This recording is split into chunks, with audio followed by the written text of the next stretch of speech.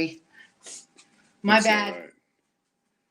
So now we're live. All right. I've been talking for like 10 minutes, thinking we're live, and we're not. We forgot to hit the microphone in the camera video. But what's up, Big Will? What's up, Robert? How you doing? I want to wish everybody out there a happy 4th of July, Independence Day, at a time when our country seems to be taken over by other people. Happy Independence Day, happy 4th of July. They say we're going on 250 years and of independence. And so, anyways, I was watching YouTube and Taft Wood, what's up? I was watching YouTube and the wife says, why don't you just go live tonight on YouTube instead of watching it?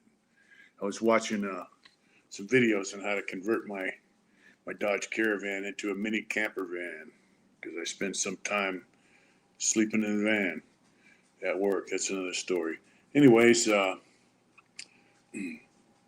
Frank, what's going on? Salute from Sac. All right. Yeah, Sacramento, man. I miss bike night up there. I really do. And I miss my friends up in that direction. 80 Burns. There she is. The one that makes it happen. Hurley, what's up? Happy 4th, everybody. Yeah, I was just sitting here tripping, man. I was saying it before I realized we weren't on. Thank you, Robert.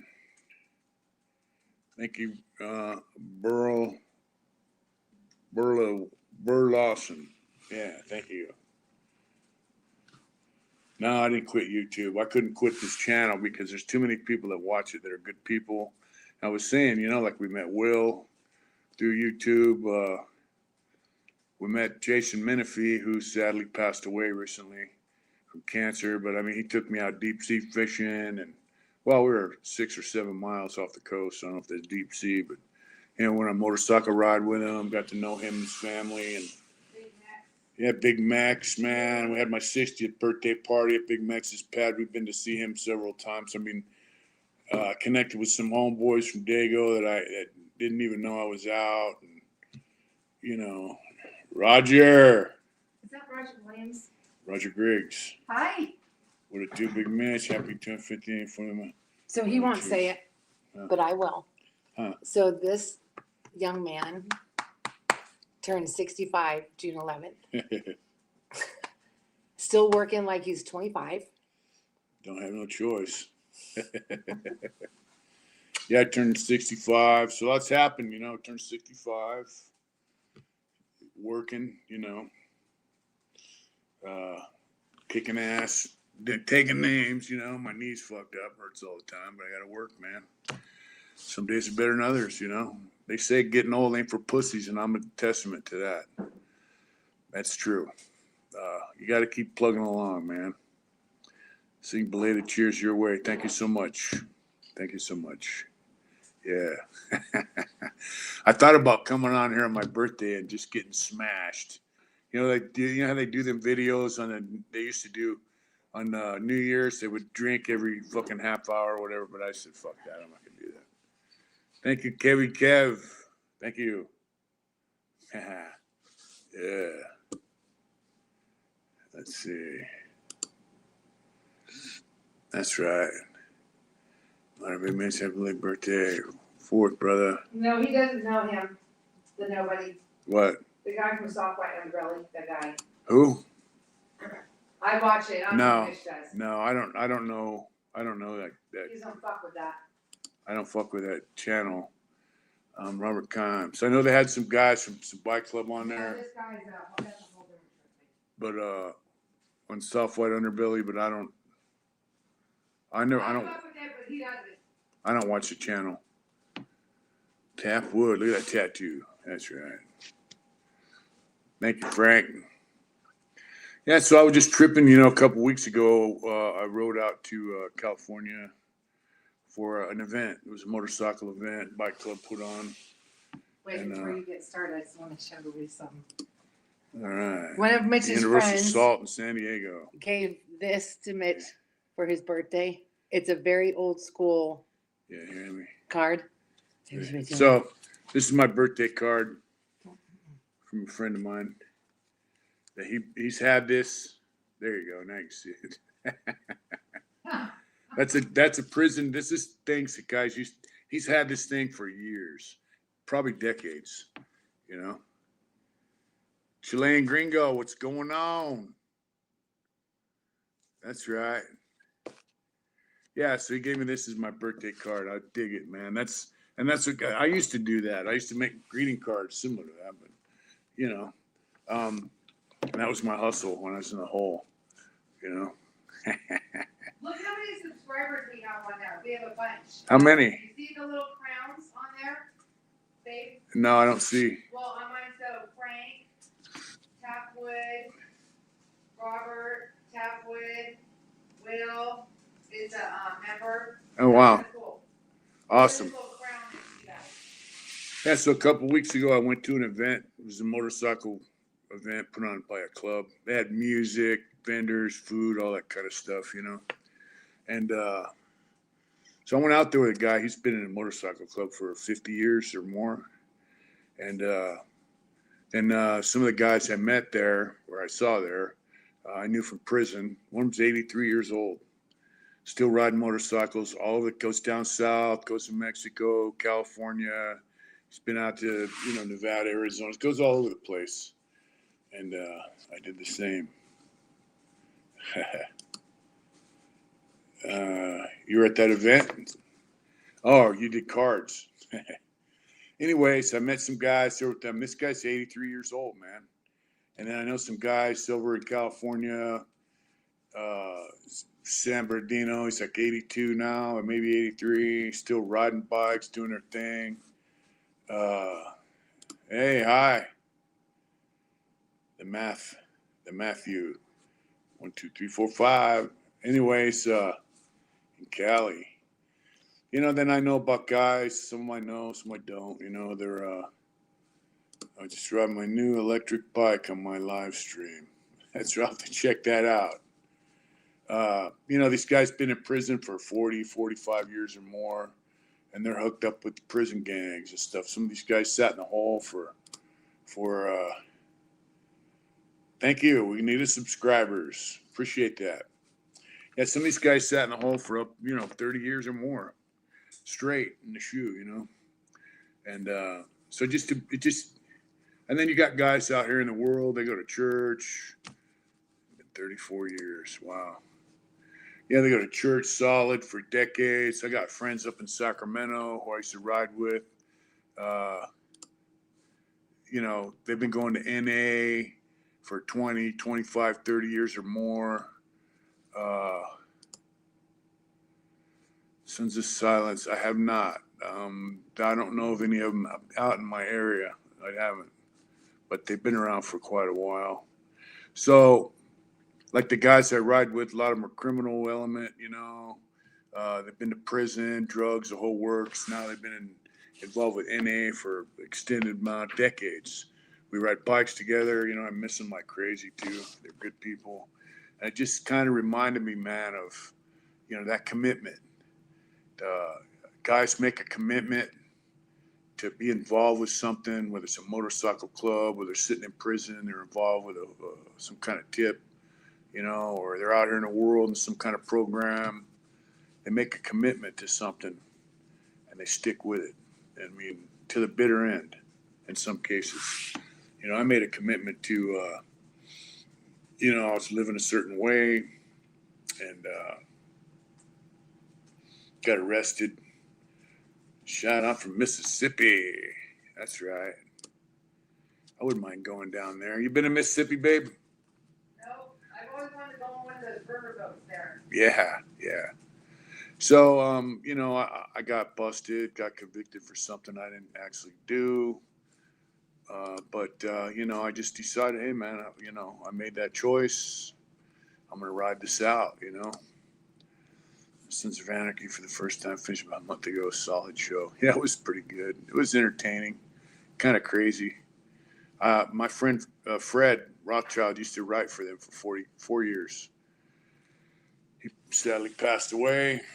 Another guy was in prison with from San Diego, so Yeah, so I just, people make commitments to things and stick with it.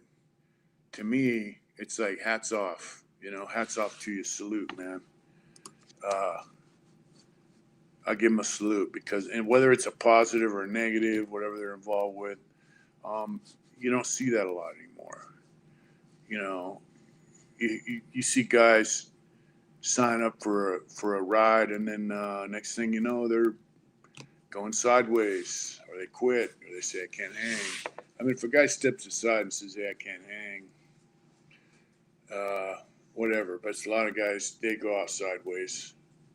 So the guys that stick with it, man, my hat's off to you. And it's you think about that. Happy early fourth, Mitch. That's right. Howdy, 27, CJJR. Thank you. And then so if you're happy 250, if you're like being enticed to get into something by your own desires or your own thoughts or whatever, or if you're, sitting in the joint thinking, hey man, maybe I could go down this route, or if you're sitting out here on a motorcycle and Steve Bonafide, that's right. Fred Burns, thank you. I like that picture. Oh, that's right. What's up, CJ? What's up, brother? Let's see. Ride his bike into the sunset. Man, I'm sorry to hear that. Very sorry to hear that. Subscriber, supporter, and fan, stay Bonafide. That's right. Yeah, so if you're being, lured into something by your own desires, you think about that. You think about the long-term consequences of what you're about ready to get involved in. You think about it because it's like I met some guy, not just some guy, but a guy. He was this motorcycle club's very first prospect. It's like 83 years old. Still riding, still hanging out, still doing a deal. I mean, just imagine that. Huh? So right, he'll be 90 years old, still right. Yeah, I mean that's crazy, man. I mean it's an unheard of thing nowadays to see that. So just think about it. Do you have that in you? Do you have that kind of commitment in you? When you get tempted to do something, sit down and think about it. Don't just do it. Even if you're in a pen already, if you got a life sentence, 15, 25 to life or whatever, and you're thinking about going down that road, just remember there's consequences. All right. Eddie Burns, Mr. Will, that's right. There's consequences to every single thing you decide to do. Consequences for me was 38 years in prison. He's doing what he loves, man. Doing what he loves and hanging out with people that he loves, I'm too old to make that commitment for that kind of shit now. And I have other commitments, We have a home, wife, kids, dogs, chickens, we have this. Our new cat. Yeah, we got 2 new cats. They won't let you go near them without hissing and scratching. No, that's only you. But they're here. So I have a commitment to a different thing now. I committed to thank you so much, Frank. Yeah, thanks for that. For Homeboy's dad, the Matthew 122223545. Yeah. I hope your dad recovers, man. I really do. Yeah. So, anyways, I have a commitment to this now. My commitment was to, hey, I'm in prison and I'm going to do this. I'm going to do it the right way. So I did it the right way, finished my term, 38 years, and now here I am doing this the right way. And trust me, the temptation is there. There's always a temptation. There's always alternative ways to make money and live and all that shit. And it's tempting, but you know, you just can't go down that route.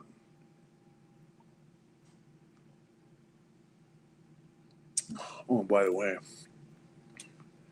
yeah, thanks, Big Mex. You know, once you make a commitment, you got to stick with it.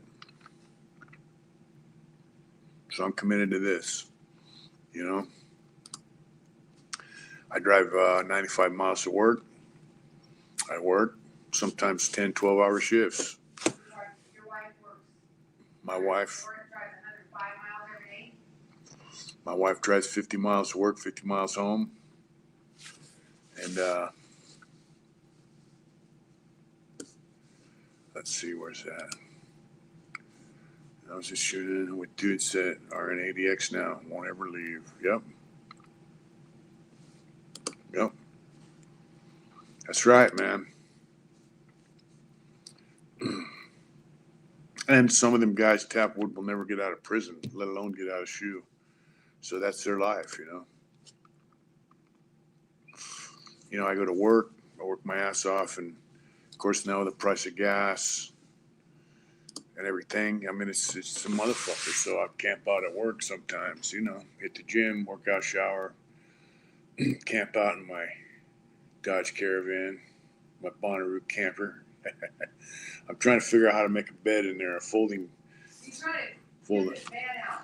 Yeah, I want to pimp my van out, but it's going to take some doing. I want to put a solar panel on there. That's right. That's right. Your dad sounds like a hell of a dude, and I really hope he recovers. And you want to put your dad's name out there where guys can say prayers for him, you know? For real. Yeah, I want to pimp my van out. I want to put a solar panel on the roof. I have thanks to Will, I have a power bank. I got a little swamp cooler in there. I have a platform with a twin mattress on it, but it slides around. So I want to make a bed that folds up into a chair, kind of couch thing. It folds out. Put some cabinets in there. I've been watching a lot of YouTube videos on how to pimp out your minivan. So what's going on? This guy watches oh my God, I'm crazy. He watches YouTube videos all of the time about how to pimp his van out. He looks at how to put a fridge in there, how to Yeah. put walls on there, how he Yeah. can draw on there, how he can put a table in there. And he's like, he built a bed in there. He's like, it slides. Like he put a mattress in there. He's got it going on. Yeah. Well, I want to make a proper bed situation. That's the thing. Where I have more room too. I gotta get some foam. You gotta buy foam. Yeah. Yeah, you know, I met this guy. He came out of shoe. He did several years in the shoe. Right before I got out, I was on yard with him for about a year. And he goes, you know, Smiley, he goes, the thing is, when guys get out here on the main line, they forget how fucked up it was in there in the shoe. And so it's the same thing when guys get out on the street, they forget how fucked up it was in prison. So here's my father. Somebody's kicking the cancer's ass. Thanks so many amazing people, filled with the spirit of God and prayer. Yeah, well, if you got prayer in you, let's say a prayer for Jerry Williams. And let's also say a prayer for our friend Roger Williams. We've got a similar situation going on. Roger's been with us for a long time with our channel, almost since the beginning.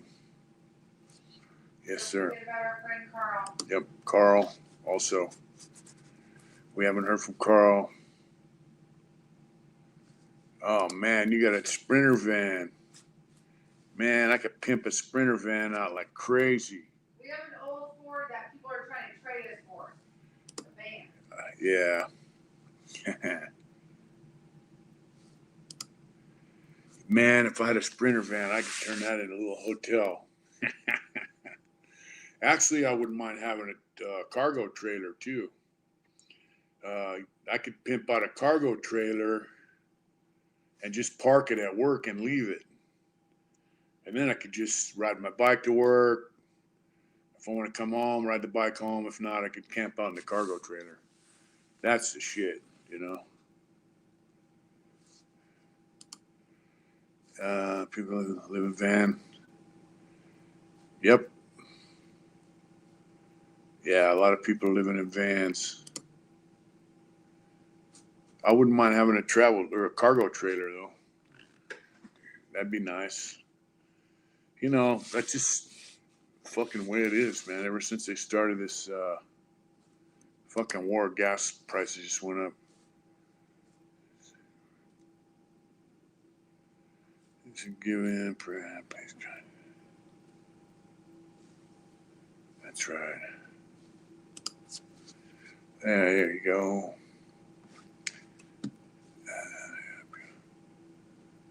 My point. Yep. So that's the point. And so, you know, if you've never been to prison, I'm sure you have some downtime.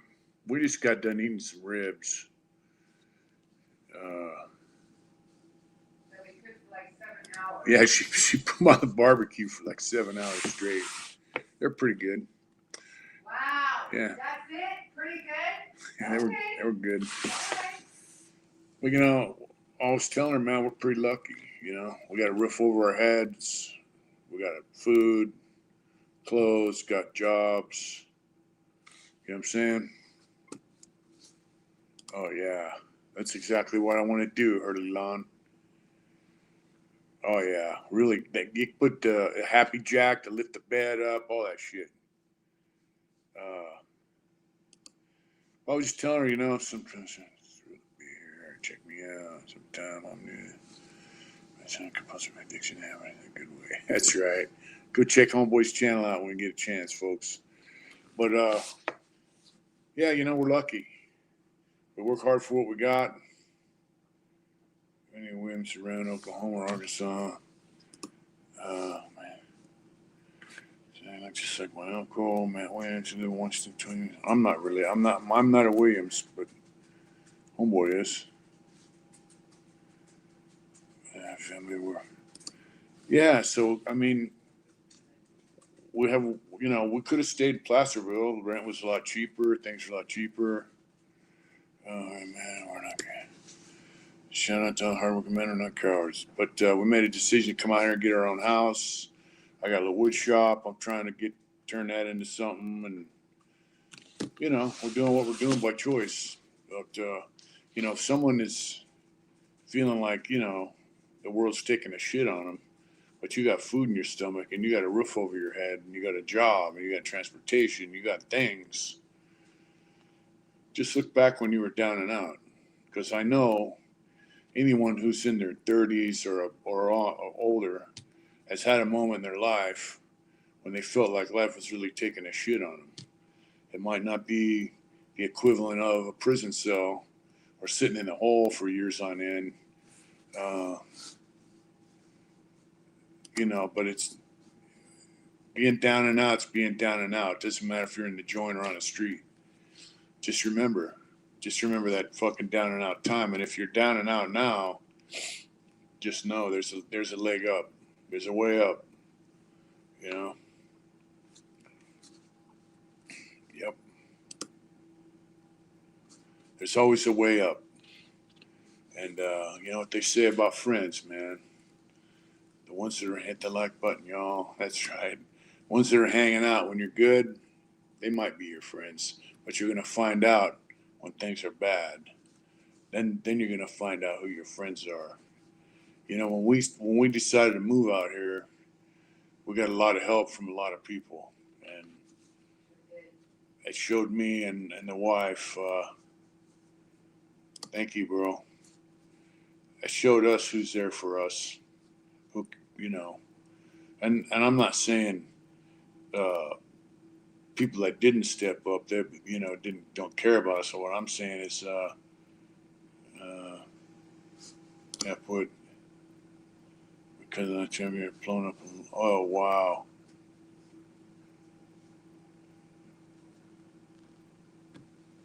That's right. But people who step up for you when you're in need, those are the ones you know. You know, I'm a simple grateful blessing to the modern day America. Sometimes it's a real struggle to get black pilled. Not exactly making America great. No, he's not. You know. Especially because we it started during COVID. I mean, so that was like Yeah. kinda crazy. Yeah. I'm gonna tell you something, man. There's people who work and live in their cars. You know, Trump's first term, since I know that's where that "Making America Great Again" thing comes from. The older you get, the more you appreciate little things much more, and figure out who the real friends are too. That's right. And I miss some of my friends that are up in SAC. We stay in touch, and I miss them dearly because I know they're truly friends. And I have a couple friends out here by us that are truly friends as well. Yeah, America's not getting great for the average guy. It's getting great for billionaires. And the wife and I were talking about it, and I'm not a big, hey, I ain't complaining. Like a friend of mine up in Richmond says, I'm not complaining, I'm just explaining. Trump's first term, man, gas was cheap, money was flowing, things were good. But I'm telling you now, the only fucking people that things are good for now are people that got billions of dollars. And that's who he's looking out for. And he's looking out for them, and he's looking out for his buddies over in Israel. He's looking out for Netanyahu's fucking war. And it's hurting us. When I first left California for North Dakota oil boom. I see people that make a decent amount of money, and people are living out of their cars, and people can't afford shit. Yep. Tap wood, that's hardcore shit, bro. You might want to try that. Oh, I heard they have like man camps out there and shit. But Man camps. yeah, in North Dakota, the oil What the boom. fuck is He worked at the oil in North Dakota. What's a man camp? A man camp is where people who work in the oil fields live. They have a room, community shower. They call them man camps. They're just camps for guys that work, Oh. You want me to go to North Dakota and work in the oil fields? No. No? All right. I mean, you're not 17 anymore. I need to They tell got any you. jobs out there for 65-year-old motherfuckers driving a water truck or something, making $50 an hour? Yeah, it's getting hard, man. You can go on There's YouTube. a steel company out here that they're hiring. Do you know that? Steel. They're building a steel company out here. So what do they do, I wonder? What do you think that they do? They manufacture steel, Correct. or they just ship it? I don't know. I bet you got into a man camp. All right, yeah. Shanky Claus said John Pinsacoletti, I can't think, says you're speaking the truth. Americans are having a really hard time to survive. Yep. Thank you, Shanky Claus. Thank you. Let's see. Yes, sir. Water truck all day. Come out here, mining industry. I got a homeboy that drives a hot oil truck. He's making $200,000 a year. What? A hot oil truck. What the fuck is a hot oil truck? That sounds dirty. What's a hot oil truck? I'm making $24 an hour right now, and I have a lot to complain about as far as that goes. And I don't, I'm grateful for my job, but I have skills, man, and all my skills come from prison. But people think, oh, you're in prison, how'd you get skills? Well, I'm going to give it a brief rundown. So I took vocational milling cabinet in August. My son lives out here. I'm going out there in August. Wow. So I took vocational milling cabinets, a 2,000-hour class. After I graduated that, milling cabinet, woodworking. I worked in prison industries. Everything the state of California buys, they're obligated by law to buy it from prison industries in California. Right? If prison industries manufactures it, they're obligated by law to buy it from them. I made student desks. I made modular office furniture for the CHP, for colleges. I made shit for the governor's house, all kinds of shit. It's for heating water, for fracking. So what, they take hot water out there to pump down in there? I mean, what kind of truck is it? You got to have a Class A? Can you have just a regular license? You know what I'm saying?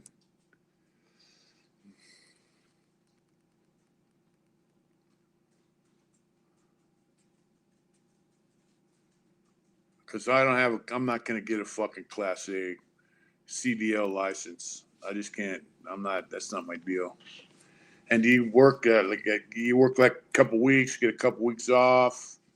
Anyways, then I worked in carpenter shops, making special projects. I built fucking. I made a bunch of counters, big long counters. Class A hall water off the pad. Class A hall water off the pad. I'm not getting a Class A, so I'm out. Mitch works his ass off at 65. He did like 45 hours of OT in this. Yeah, I worked 155. So I get paid on the 15th and the 30th. And I worked 155 hours in one pay period, which was 13 days.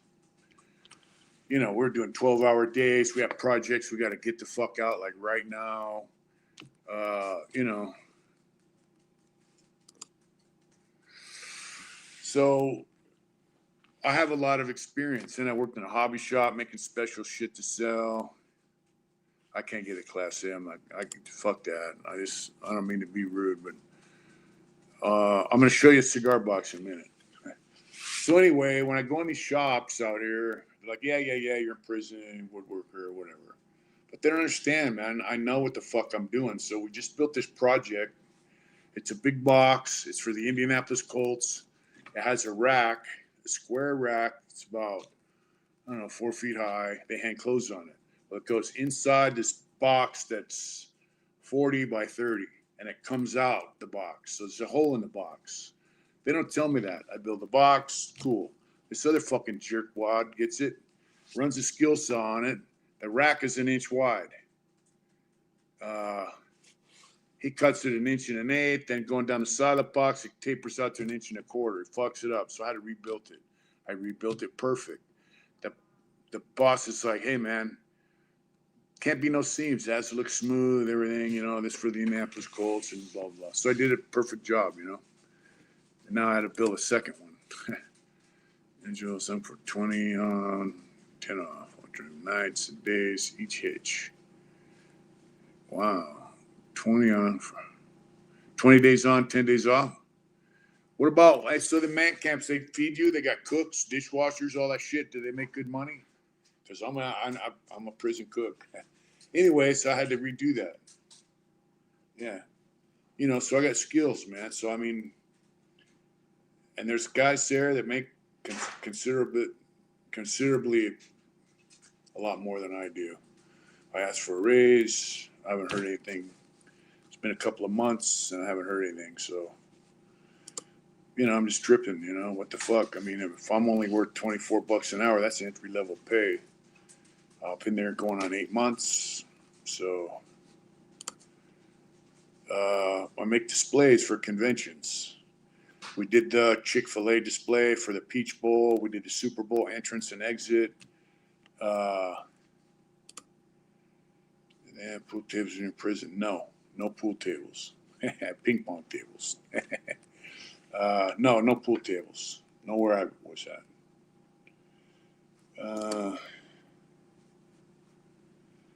So, I'm just thinking, man, I need to make more money. Gold mines doesn't require Class A to drive in the mines, but how much are they paying? I can make $24 an hour doing this. I need to make more money. I just feel kind of dejected, man, when guys are making, 28, 30 something dollars an hour, and I'm stuck at $24 an hour. I feel kind of like my value is not, I don't know, it's not appreciated, whatever. Okay, bed and space. They got guys doing laundry. Bags of money. You have to tell me what bags of money means. Shoot me a text, because I definitely need to make more money before I retire. I want to get my fucking wood shop going. So, speaking of wood shop, our brother Will, who's on here tonight, I got a rug down here. It's tripping me up. I asked Will, hey, man, if I make a humidor, would you like a humidor? He says, yeah, I need a humidor. Will's big, he's a big smoker. not cigarettes. Hi, baby. Come here. Come on. Come on. This is Amber. She's not a big jump up on you. There with more, but you're doing good. Yeah.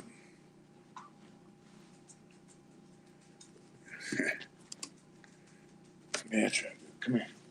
Come here. Come on. Come on. Oh, come on. Oh, you big girl. Come on. Oh. Come here. Come on. This is Amber. Oh, baby. Yeah. That's Amber. Yeah, good girl.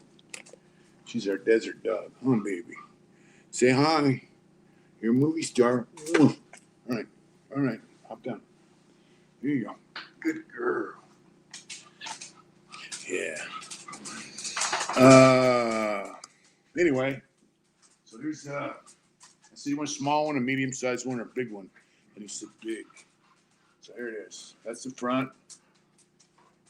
And then there's the side. See the grain kind of moves around.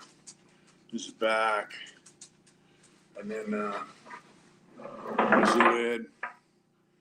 Can't really see it that good, but it's book matched. They split the. So this is, it's, and then there's the inside. It's lined with Spanish cedar. I have to make a tray. Just made the feet for it. These are the feet. You know, I got to get everything sanded. And once it's done, I'll do a video of it and post it. But thank you, wife. Yeah.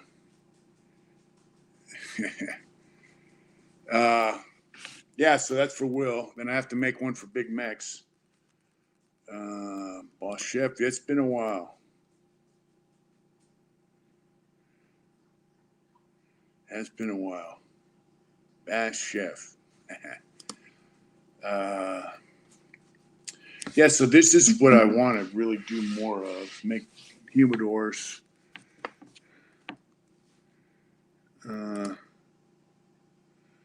Love and respects right back to you, my friend. Thank you, Tapwood, for tuning in. I'm going to try and do more lives.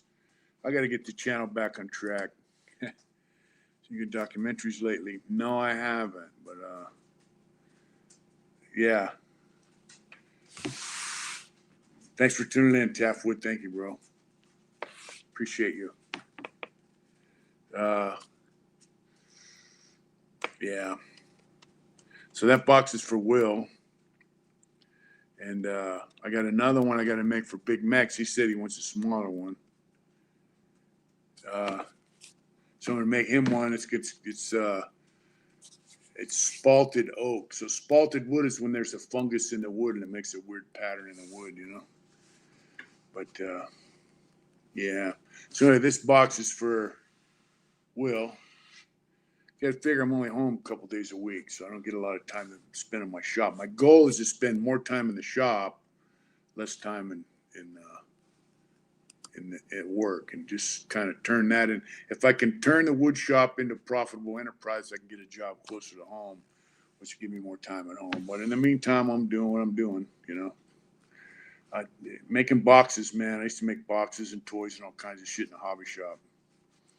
But, you know, like I said, I'm not complaining, just explaining. I'm not, you know, I'm grateful for my job. Some of the parts we get are CNC. Some of the parts I cut by hand. If it's a square box, they have a CNC, but it's made to cut plastic, not wood. And so they farm out the CNC and they charge by the sheet. So if it's a square box or something square or something that can be cut, some of the parts are straight. I'll cut it on the table saw or whatever. I'm in Arizona, but I work in Las Vegas. Yeah, so I mean, you got guys there making, you know, $8 to $10, $12 an hour more than I am, and they fuck shit up. to me is, you know, simple shit. So I don't know. And they're like fucking prima donna bitches. They're always in the office snitching on people they don't like. They want to get them fired and shit. I just don't like that shit, man. And to me, when guys start fucking up, I go tell them, hey, check this out, bro. You know, you need to tighten up your work. Because if a guy's working, number one, especially young guys, you know, if they're working, they're there, putting in effort, they make mistakes. I'll go show them, hey, look, man, this is not good right here. This is, you know, you got to tighten that up. Oh, thanks for telling me. You know, you don't go. It's like a prison. You know, you don't go fucking try to fuck some guy out of his job because you don't like him. That's not good. You know, it's not the way to program. To me, you know. So there are guys I love working with where I work. Pretty much 18 part-time in small town. I am bound. Life's the beach. Yeah. But small town, where, you know? But, yeah, so I'm in Arizona, but I do work in Las Vegas. I thought about getting a second job. Hey, say hi, Liam. Yeah, Hey. look at that. Hey, I got a special shout out to my nephew, Liam. What's happening, Liam? How you doing, little brother? I hope you're enjoying your motorcycle. I saw some videos of you, and I saw some videos of your dad who fell over on it. That's right. Liam's a good young man. And your brother Logan and your sister. I want to say hi to all you guys. I hope you guys are doing When are good. you coming out here? I don't know. We definitely need to see him. When are we going out there? We either need to go see you or you need to come see us because it's been way too long. You was the first one that saw our house. Our new house. Yep. We'll help this move in. Spent what, 3 or 4 days here with us? Yep. Yeah. So we definitely miss him. Is that New Mexico? Yeah. Cost of living in New Mexico is probably a lot lower than most places, and they don't pay you that well.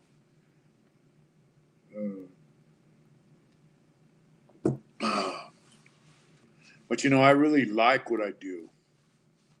I like what I do. That's right, Liam. I miss you, young brother. I like what I do. I like making different projects all the time. Most of my coworkers are pretty cool. You know, we get in a crunch. Yep. You get in a crunch. Something has to be out by a certain time. I mean, there's been times when we've been working on stuff when the truck's waiting there to ship it. Because we finish it, pallet it all up, and put it on a truck, and then the truck will sit there for a couple extra hours while we finish something and wrap it up, you know, palletize it. So, I mean, and then you finish a project in time, get it out the door. The guys set it up on site.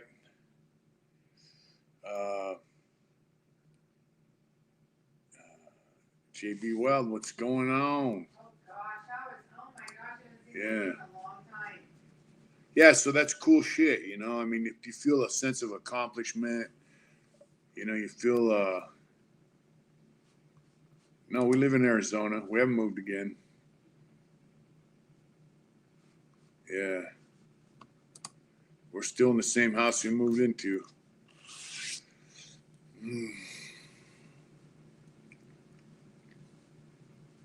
Yeah, that's the best way to do it, bro.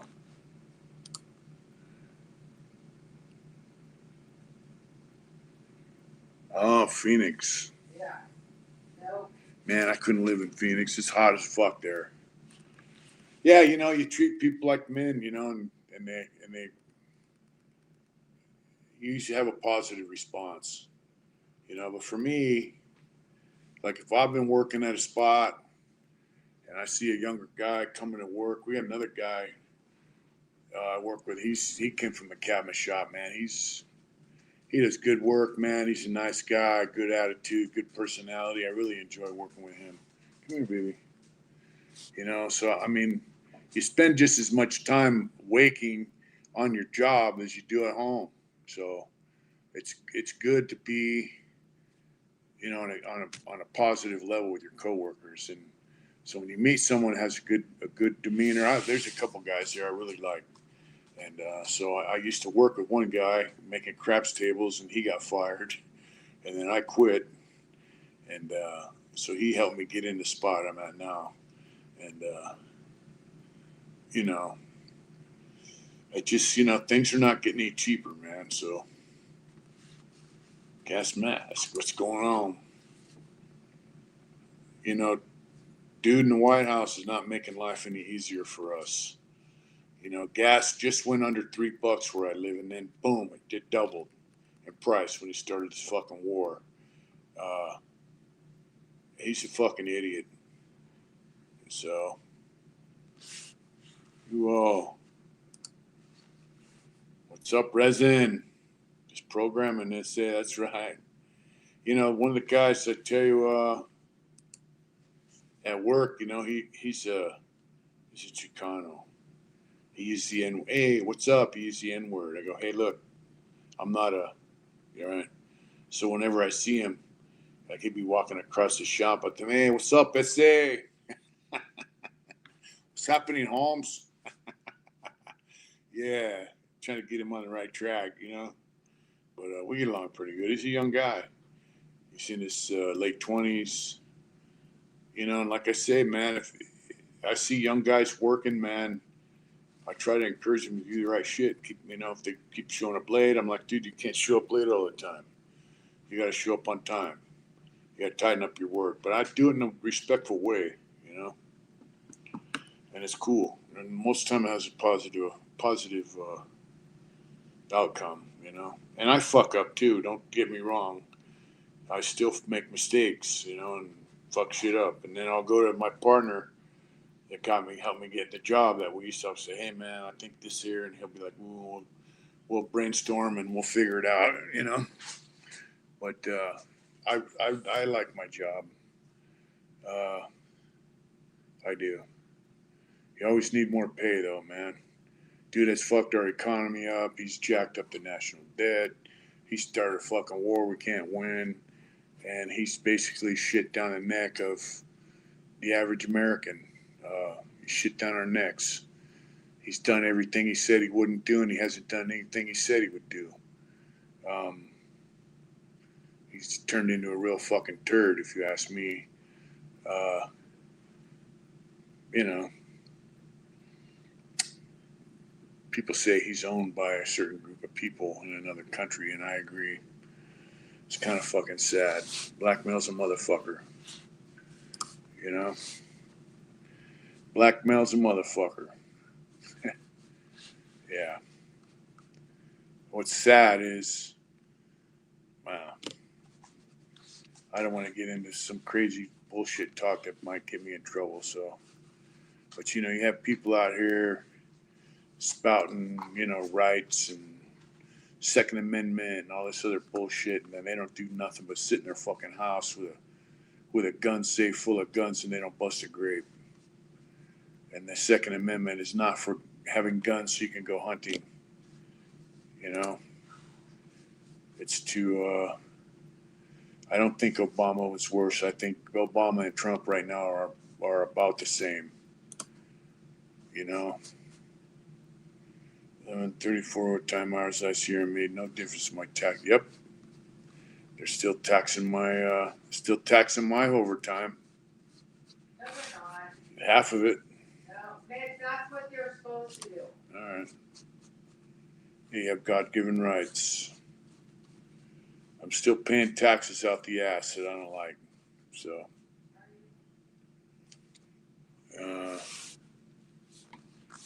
I don't think either side of the political spectrum cared. They don't give a fuck about us. So, let's see. 31 now. It's work on time. I think I speak for all of us. 18 to 29 hours are rough getting on time. Yeah, yeah. I imagine. Well, there's a new party called the Restorative Party, and they don't like what's going on. Let's put it this way: Thomas Massey disagreed with Trump on a lot of issues, and a certain group of people, AIPAC, spent $30 million to get him outvoted in a primary for a congressional seat in Kentucky. So that should tell you what's going on. Any dissent for these people, man, is to me it's just, to me they're traitors to this country, and they shouldn't be sitting in Congress or the Senate or the White House. They betrayed our country. They betrayed our trust. I don't like it. There's a lot of congressmen that go there and never pass a bill. I think Massey passed 2 bills, but he opposed a lot of stuff that's goes against us. That made me realize I'm full of shit. Well, yep. I would vote for Thomas Massey for president in a heartbeat, and so would a lot of people.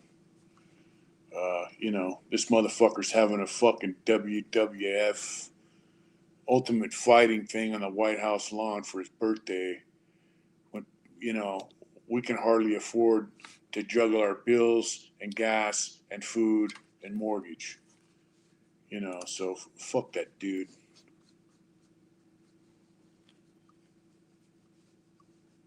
Yep.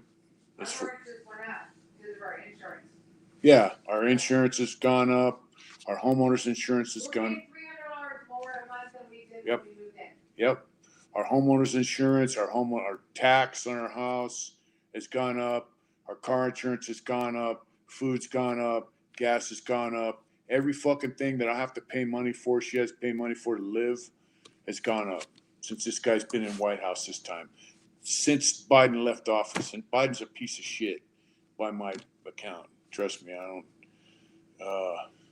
too jaded to ever back in Canada ever again. Yep. Taxes are local, but you know what? He gave a green light to energy companies to raise their and look, all these fucking data centers now have been classified as military. Promoter police is Ron Paul. They're classified as military assets now. Data centers. Why? Trump's all behind that shit. Palantir, all this fucking surveillance state bullshit. That's all Trump, man. Trump's the one allowing this shit. He's scamming the country bigly, hires his friends and gets kicked back from them. Yep. They showed the last 5 or 6 presidents how many stock trades they've made. 0, except Trump. His first term, he made 50 stock trades. This time, he's made like over 1,000 stock trades. He's made billions of dollars as a president. So, while the average American gets fucked, I spend the fucking week sometimes in my van at work because I can't afford the gas to drive back and forth to work. When asshole was president, Biden, I could afford to go back and forth to work and home. So that should tell you a lot. Israel owns Trump. So he's a piece of shit. He betrayed us. He betrayed people who supported him. So,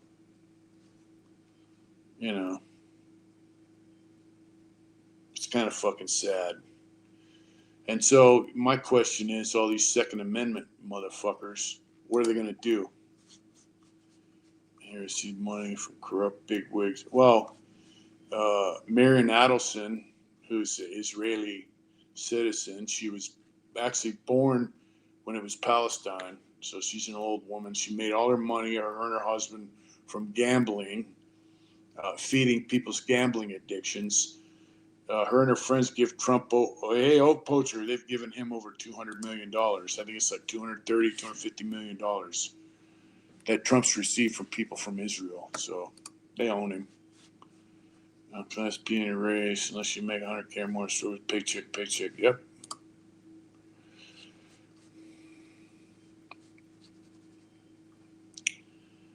Yep. Big John 18. So for those of you who don't know, the bill 224, it fuses the American military with the Israeli military, and it fuses the Pentagon and the military with Israeli intelligence. It fuses the CIA with the Mossad. It fuses, it makes them one entity. Israel's a foreign country. Hey, babe, did you see Oak Poacher's on? Yeah, Oak Poacher's on, babe. What's up, big dog? So why is our military becoming one with the foreign military? Why is our intelligence agency becoming one with the foreign intelligence agency? Why does our Pentagon have desks in Israel, and why does Israel have offices in our Pentagon? They're telling us what the fuck to do. If you listen to General Wesley Clark, he said that they came and told them we're going to have 7 wars, 7 countries. You know, Iran, Syria, all this bullshit, Libya, all that. And then they were like, why? And he's like, I don't know. Well, now you know why. They're in control of our military, a foreign country. Why? Yeah. Yep. Yep. And I'm going to tell you something, man. The same, if you do your history, not what's written in the fucking history books, if you do the history on Germany from after World War One until certain guys became in power, our country is on par to becoming exactly the way their country was before the painter took charge and his buddies. With a debt, our money ain't worth shit, unemployment's rising, our country's not our country anymore. Our country's been controlled by other people, other countries. A foreign entity controls our country, controls our politicians, and controls our president and our military now. So check out that bill, 224. Check it out. I heard they changed the wording and they also created another bill that hides everything because people are up on it. But, yep. Yep. Johnny. Well, the painter said if he failed in his mission that this would happen, and it's happening. And he also said that these guys, if they have their own country, they won't go there. They will continue committing crimes in other countries until they get caught. Then they will flee there. They will flee there for sanctuary. I saw the parts of the movie Citizen Vigilante, and it's made by people from the country I'm talking about. So they make it seem like a big Christian thing, but it's not. Our freedom is a mirage.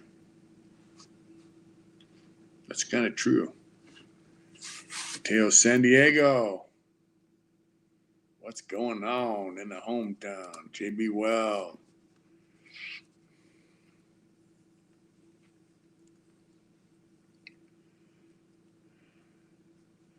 Yeah, you know, I can't get a job closer to home because I don't make enough money to pay our bills. Not to not pay. Yeah, she works too. I'm just saying, if I don't work, we're fucked. And if I get a job making less money, Let's not even talk about the fact that our Social Security, and I've worked since Yeah. I was 13. they're cutting our Social Security back 20%. 13, I didn't go to prison, and I worked Yeah. since then. So if I make less money, not only can I not pay our bills, I can't buy food, can't put gas in my car, none of that shit. You know? Extra ethanol. Yep. They polluted our gasoline with more ethanol and then lower the price. But they didn't lower the. They don't actually want you to own a car anymore. So. Yeah, they don't want you to own a car. They don't want you to own a house. They want you to rent everything from BlackRock. Do a 50-year mortgage. Yep. Sure.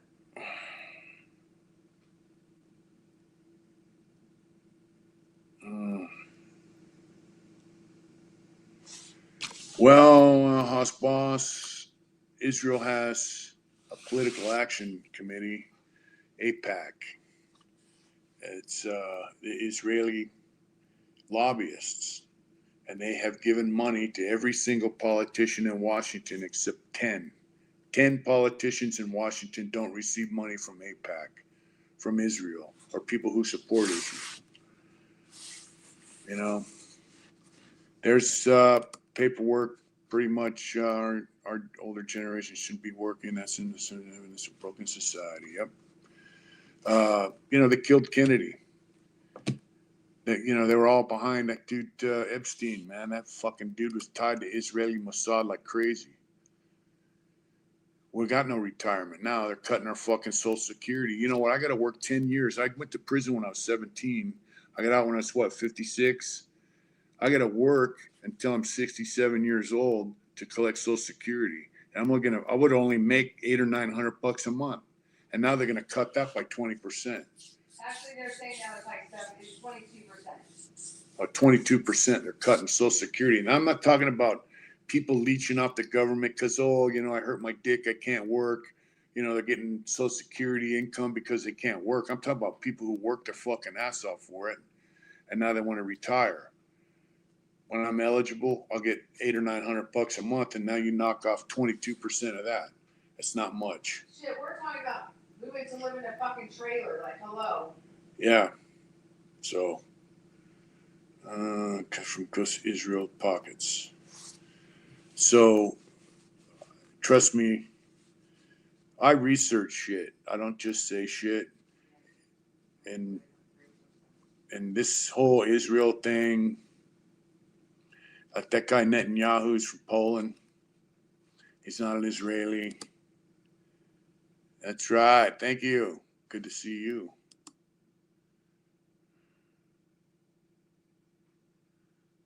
Average home price in San Diego is $900,000. That's fucking disgusting, man. Thank you, Big John. So I think the average home prices where we live, you can't say just Arizona, because Phoenix is much different than we're. Yeah. The average home price where we live is about $250. Yeah. That's why we moved here. So the home now where we live, there's a lot of mobile homes, double wides, and there's some stick frame homes. So we have a stick frame home. Your average stick frame home here is about $250,000.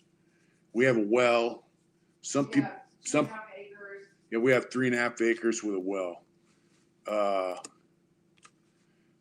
Yep. And so the mobile home properties, you can get a double wide for 100 to 150,000, depending on the quality of the home. You're gonna release on parole. I was so excited for you. This in the past. I don't follow you. A blessing to you. We have really good insurance, but we pay a lot for it for my work. Thank you, Jason. Yeah, Jason, I got out. It's been what? What's it going to 8 or 9 years? Babe? 8. It's going to 8 years. Yeah. We're going on 9 years, sorry, honey. Going on 9 years. Thank you, Jason. In your 40 months each way to work, I just say fuck and listen to some good hardcore all the way. That's right. That's right. I drive 53 and sometimes I don't listen to shit. Certain countries, you say when they attacked the USS Liberty, if John F. Kennedy would have been alive. They killed John F. Kennedy, so that puts. Yeah, she drives up 100 miles a day. 106, yeah.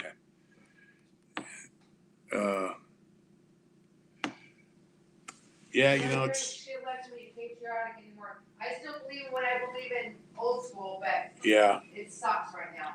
So I had a discussion with somebody in prison. I live with this guy, Hammer, and I was like, you know, the United States, you know, like, should you say fuck the United States? It's bullshit. They don't give a fuck about us. He's like, the United States is the people, not the government. So the people of this country are what you should be patriotic about, not the fucking government. The government's just turned into a real piece of shit. They're in there to make money for themselves. It's a dictatorship.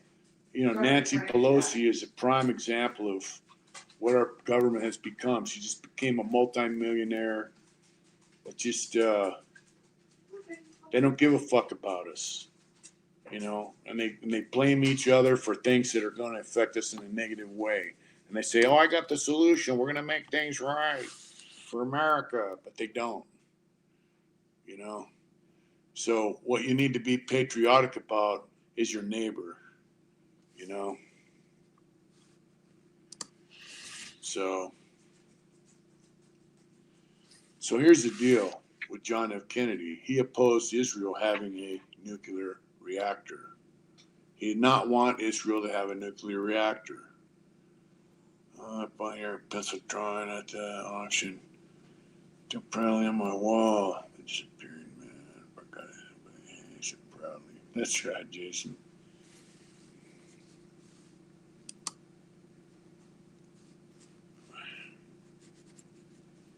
Is that the pencil drawing of the smoke with a guy, bald-headed guy?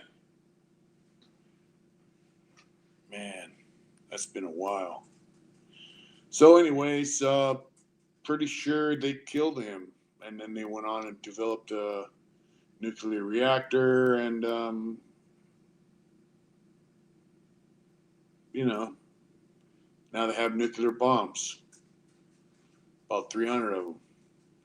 They also have the Samson option, which is if Israel's going down, they're going to blow up the whole world. They don't give a fuck. That's right.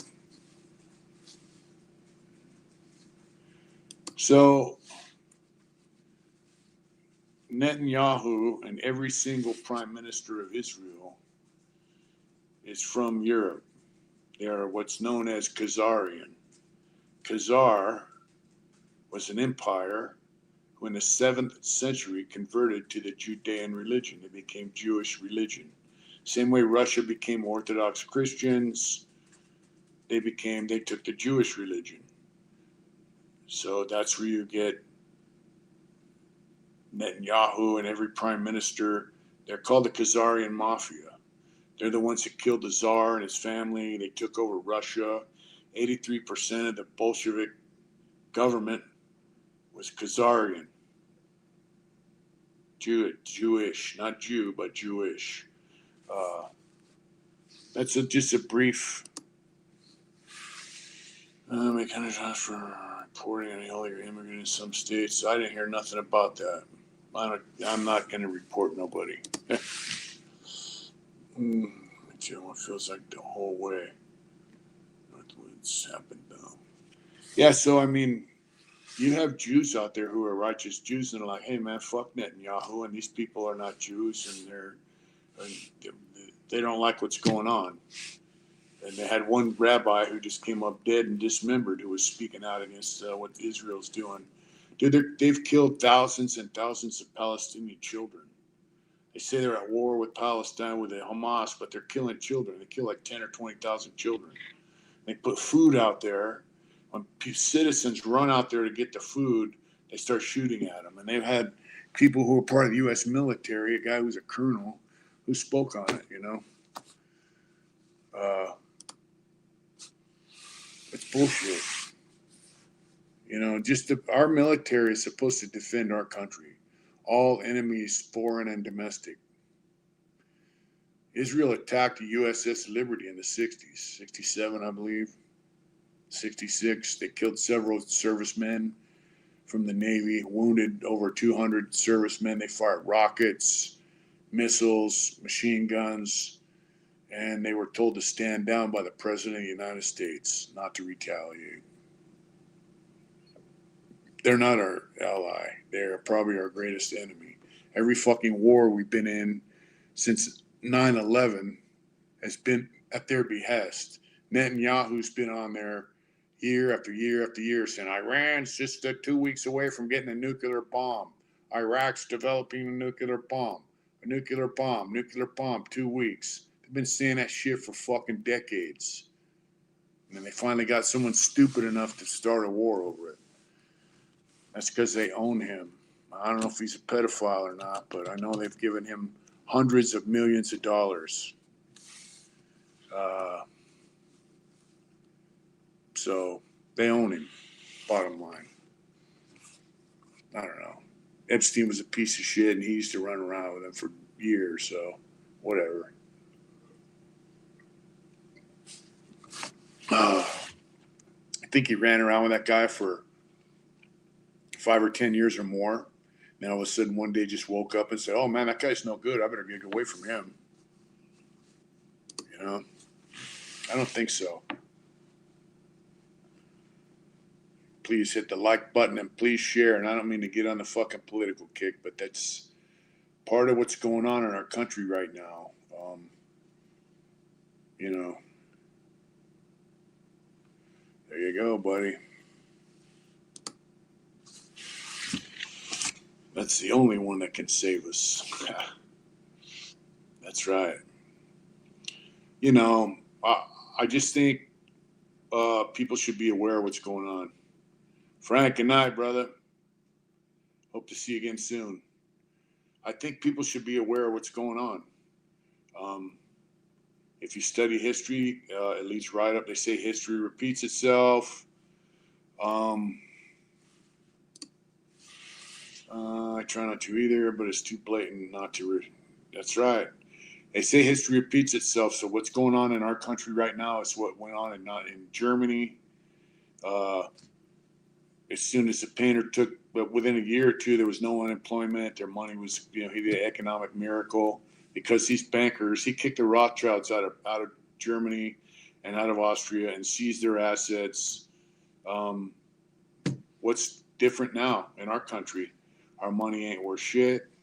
We owe $40 trillion to international bankers. The Federal Reserve is not a United States entity. It's a banking cartel that owns the United States. It's controlled by the Rothschild family, same people that destroyed Germany's economy. Same shit that was going on then is going on now. And it's the same people doing it, man. So, I mean, how much fucking power you need? You need so much power, you need to control everyone's life. I mean, you need to control the whole country. Oh, shout out from Tennessee. Tennessee TV. What's happening? Good. He fixed Germany. The world came after him for it. That's right. The world came after him for it. Yeah, 40 trillion is also, but Elon's worth $1 trillion. Yeah. He's not right now. Yeah, it dropped under $1 trillion. Yeah, we're gonna make America a crypto capital of the world. That doesn't happen. Still waiting on that. I think I got 1,000 XRP left. The winner always writes history. It's never a loser, and that's why most of the shit they teach in school is 100% lies. That's true. Auschwitz had a nursery and a swimming pool and a soccer teams. It's close. Jesus is close. Just remember. Yeah, so here's another thing. They tattooed numbers on people. Right? Why do you put a number on somebody you're going to kill? Doesn't make much sense. I work with a guy from Germany. He's a Jewish guy from Germany. Mind you, he's Jewish, and he's from Germany. He's been here about 15 years. He's 56 years old. And when I go to work in the morning, he goes like this. Blows my mind.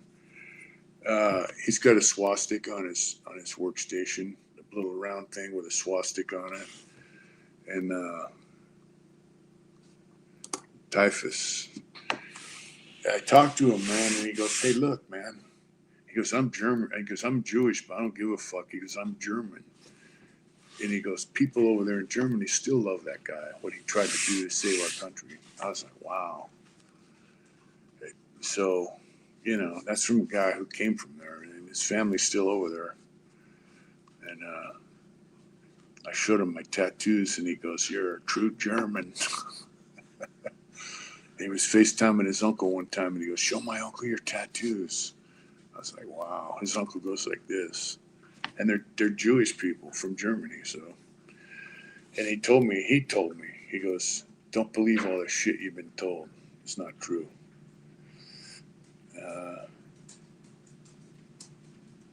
Basis. Yep. Yep. There were like 150,000 Jews who fought in the German army during that time. So their father's the devil. That's what they say. But you know, like I said, there's the guys who killed the Tsar and his family, took over Russia. That's them. The father, the devil's their father. They killed 60 million Russians. So they don't teach you that in school. They killed 60 million Russians, Christians and Muslims. They've been having Muslims in Russia for decades. They killed 60 million Russians, the Bolsheviks. So, you know, let's see. Still riding a motorcycle. Been a while since I've been here. Well, that's good. At least you're out doing some good shit. Anyways, man, you know, you go down that rabbit hole, man, and it can really fuck you up.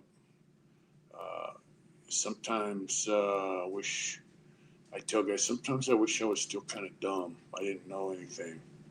Because then you can go through life not knowing and just living your life and digging it, you know. But once you realize stuff, go back, deeper, and you bring it back to what's happening now. It can really twist you up and make you very angry. It was not a Russian Revolution. It was a Bolshevik Revolution. It was a Bolshevik takeover.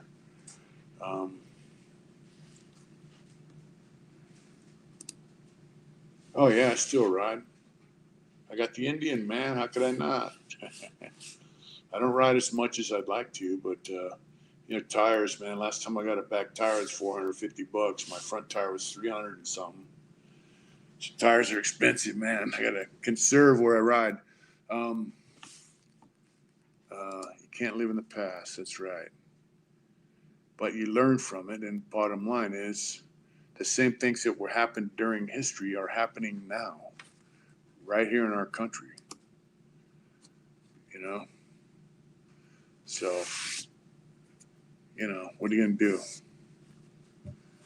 I'm in the same boat. I need a new back tire. Man, what kind of bike you riding? Because I got a 180 on my Indian. That was $450 about a year ago when I rode up to Sacramento to see my friends up there, Brian and them.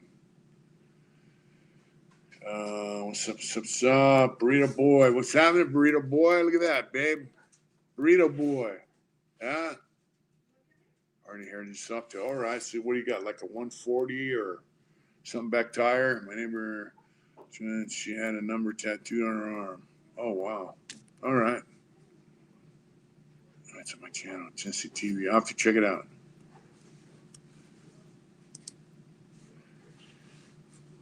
Have you talked to her, Oak Poacher, about all that stuff?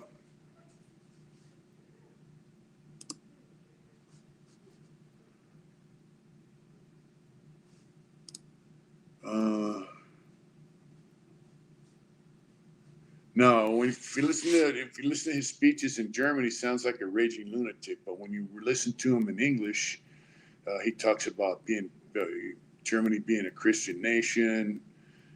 You know, the bottom line was he sued for peace like 5 different times. And Churchill said he'll back up out of. It's next to me through the fence. That's right. He said he would back up out of all of Western Europe, but he wanted to attack Russia. He wanted to get rid of the non-Jews got tattoos as well. Yep, that's true. He wanted to attack Russia and get rid of the Bolsheviks. If you listen to a lot of his speeches, he talks about the Bolsheviks. And a lot of people don't know what Bolsheviks are. A lot of people don't know what communists are now. That's how bad people are with history, you know.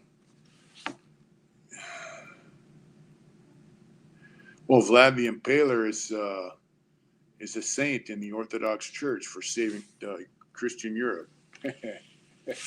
Oh yeah, do the research, baby. He wasn't a vampire; he was an impaler. Yeah, so I mean, And then they asked him in Nuremberg, they asked, I think Goring or one of them guys said, we never said we were a superior race. We talked a lot about race, but we never said we were a superior race. I missed Friday's miss. Thank you, bro. I'm trying to come back on more often if I'm not so fucking wore out, you know. Yeah, and you look at how the Bolsheviks treated the people in the Gulag. There's a book called Father Arseny, priest, prisoner, spiritual father, something like that. It's about Father Arseny. He was an Orthodox priest. He was an art historian who became a Orthodox priest in Russia. He started criticizing the communist government, the Bolshevik government, and they put him in a death camp for 20 years or more. He was an older man. He barely survived. And he talks about his experience in there from the perspective of a priest. And I read that book when I was in prison. It blew my mind.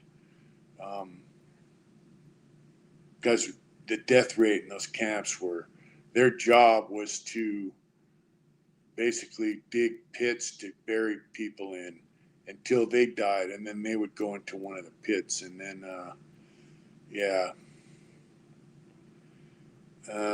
I think the UK is over, but I think Ireland is about ready to kick it.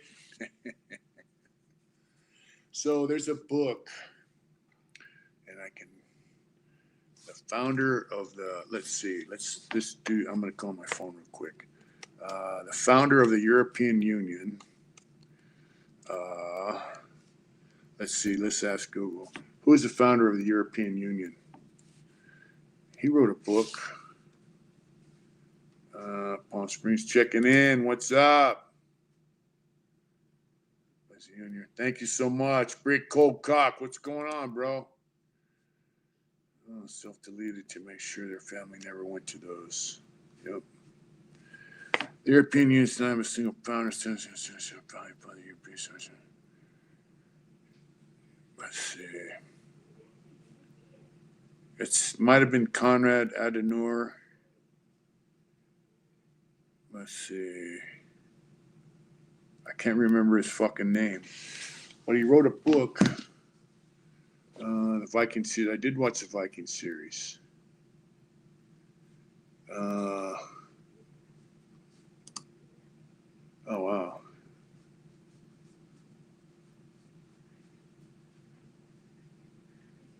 Wow. You still ride?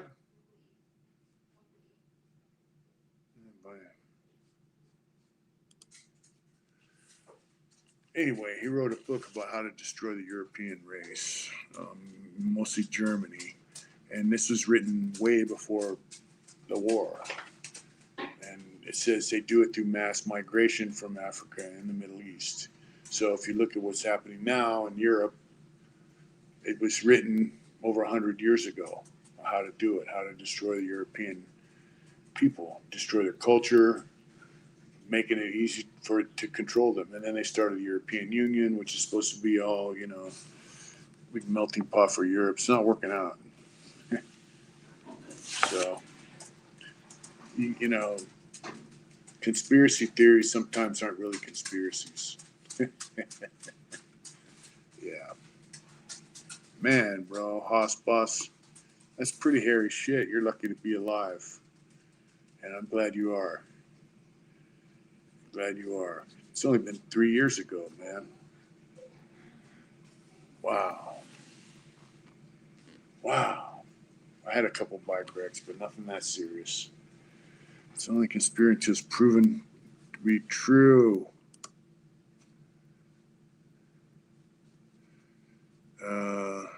Stabilize and subvert.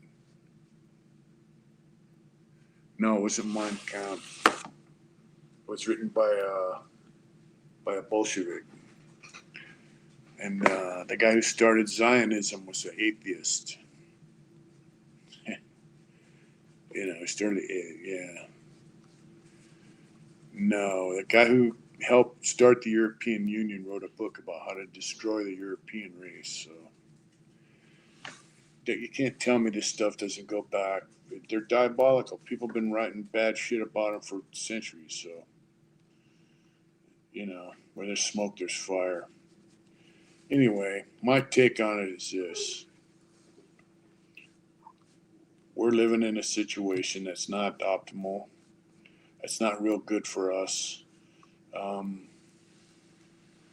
And, if you read the Bible, some of this stuff is foretold, if you believe that, which some of us do. Series, but only read first, second, third. Got weird. Yeah. So, what can you do? Well, what you can do is know who your friends are, know who your neighbors are, know what they're about, and look out for each other. Make your money, take care of you and yours, pay your bills, stay ready. Theodore Herzl, there it is. Yeah, stay ready. Stay ready. Take care of your own. Take care of your friends. Take care of your loved ones, which includes your family and your friends. That's what you can do, man. Valentine was born in Iran. Parents was fascist comic. Yep. Had a channel. All black male dude's been speaking on it for probably 20 years. Wow. Varg Vickerness. I have to check that out. There's not a lot as an individual you can do. You can't. Rome wasn't destroyed overnight by a single person. It took a long time. So what you got to do is just try to stay above it, man. Try to keep your head above water, and stay aware. Keep your eyes open. That's right. Keep your eyes and your ears open, and just stay ready. Oh, wow. I got a house, almost 15 acres, and thank the Lord, I almost grew in apartments my whole life. Wow. You see Johnny Damage is on there? Huh? Yeah, Johnny Damage. And they change the prison culture over time, and the changes in our culture in that time. America. Less freedom, more control. Yeah, I see a lot less freedom in prison and more control. But on the other hand, as far as violence goes, they're letting more violence happen. They just let it happen now. Back in the day, they would shoot you. If you pull a knife on someone, you got shot. And now if you kill somebody or two people, they'll let you out in a couple of years. Yeah, if you stab someone in prison now, they might pepper spray you after the guy's already dead, and then throw you in ad seg for a week or two, and then let you right back on the main line. So, prison's really. What's up, big dog?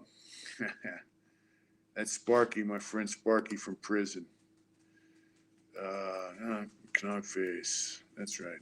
Prison. It's harder to live in prison. It's hard to make a living.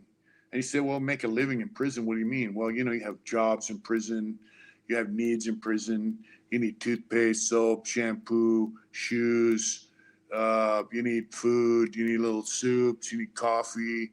You need some tuna. You need some peanut butter. You need something to supplement your food diet because they feed you like shit. And so it's getting harder and harder to do that. And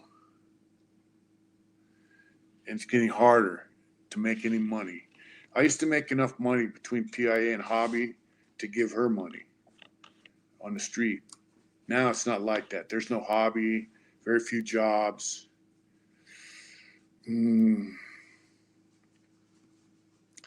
California prison system is not set up to keep you out of prison when you get set up to have you come back, And so only thing really to do in prison now is get some bullshit job, make a few cents an hour, The most I ever made in prison was like 75 cents an hour. Except for when I worked inmate day labor, I made 95 cents an hour, but that was for a short time. Yeah, don't go to prison. It's not good. It's getting worse. So, at prison, things that are going on in prison kind of parallel what's going on in the streets to some degree. The staff have more control over some things, but like as far as like prisoners, you have guys in there now, especially since all these guys got a shoe. They don't give a fuck. I mean, they're putting 2 or 3 guys on one, stabbing them till they're dead. So, you know, I mean, they don't play. So on that degree, they have less control. But as far as your food, your commissary money, or your ability to make money, your ability to spend your free time doing positive activities like hobby, they have more control over. They did away with them, like probably 60, 70% of the positive programs in prison are gone. They just want you to do your time and just lick your nuts, you know. So it's not good, man. A good job on the outside. Yeah, so with the jobs, with money out here, just imagine if you're sitting in prison and you're relying on your family to help you out. Your family's out here struggling too, you know. So it's just, you know, yeah, Stomper's a whole nother story, man. Big Todd. Generally, again, now, like when you were in there in the 80s. Yep, it is. According to Hector Bravo, the prison guard I interviewed on my channel, they've had over 100 murders in the last 2.5, 3 years. And it's nonstop. And I've seen some of the videos. And you have 2, 3 guys on one, just stabbing the shit out of people, you know, stabbing them, you know, 30, 40, 50, 60 times. And the staff just videotape it. Then when they get, you know, done, they'll shoot the guy with a little pepper spray, tell him that's enough, whatever. Oh, yeah, violence in prison society, yep. If you kill someone compared to a car theft, if you kill someone, do you get credit? I don't understand what that means. I'm talking about guys that are they're taking people down while they're in prison. If you go to prison for a murder or a car theft or a robbery or drugs, you're not treated any different by inmate. The inmate population doesn't, you know, you don't get more kudos for being in there for a violent crime than you do for being a drug crime or a theft crime. What you get kudos for when you're in prison is how you behave while you're in prison. You know?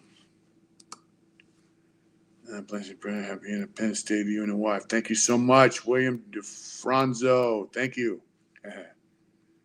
Happy 4th of July to you and everybody who's watching, everybody out there in the world. Happy 4th of July. Yeah. It's been a good year, good summer so far. I mean, things are tight, man, but we just keep pressing forward. Yeah, so I mean, you know, what you're in prison for doesn't really matter. You know? It's how you act when you're in there. So we can say that less freedom and more control. More violence. Yeah, I would say that's absolutely right.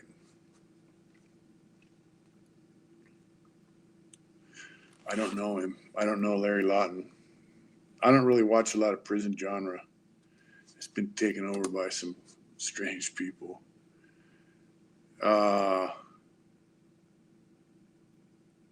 Yeah, definitely made things worse, for sure. For sure. Made things way worse. Said Turkey Loco. What's happening, bro? Yeah, you know, I mean, when you take things from people, then you take hope from people, man. I was sitting around prison going, hey, you know, we're never getting out. Hey, I went from being in a hobby shop where I could make stuff like this humidor I'm making for Will, and to no hobby shop. Okay, you can sell hobby. To nothing. Pretty much. Yeah. Now, if you go to prison, if you happen to take out somebody, okay, he was the biggest jewelry robber in USA. He served a lot of his time in USP Atlanta. Oh, I heard of that guy. I think he's a snitch. If that's the right guy, he works for the cops and all kinds of shit. If I'm not mistaken. Don't quote me on that though. Wes Cook, if you go to prison for taking down a child molester or a rapist, a sex offender, or something like that, now that's a whole nother story. You're gonna get pat on the back. I mean, it's not gonna affect the way you get treated, but it's gonna affect the way people see you. They're gonna say, "Hey, that dude's a stand-up motherfucker." You know, I mean, you're gonna get some kudos for that, but I mean, you know, against the grain, white powder, homie. Love you too, brother. So, you know, you're gonna get some kudos for that, but it's just like out here. I mean, if you found out your neighbor had gone to court for shooting some chomo and he beat it and got out for some reason, you'd be like, "Hey, that dude's all right. I'm glad he's my neighbor. I don't got to worry about my kids." You know, it's the same thing in there. But if you got a neighbor who's running around the neighborhood stealing cars, you'd be like, "That dude's a fucking turd." You know what I mean? Yeah. You know what I'm saying? Yeah. Let's just sit back up, lame. No, Larry. I don't know. Larry Lawton, if I'm not mistaken, man, that guy worked with the cops. Whack is doing better, man. Whack's doing better. Big jewel thief. Yeah, I was a jewel thief. Huh? What do you say? Yeah, I know. I see this white powder. Yeah. You know, I don't know. I don't know. Certain crimes, too, guys carry themselves different. Aw, You know, Johnny Damage, thank you, brother. that's really sweet. What's that? The super chat from Johnny Gibbs. Oh, yeah, that's great, man. Thank you, bro. Thank you, Sparky. You know, and Sparky will tell you, you know, you could walk in on the yard and be, you know, super fucking killer tough guy in the street, and people are going to treat you just like anybody else in the yard until you show that, you know, you should be treated a certain way. You know what I'm saying?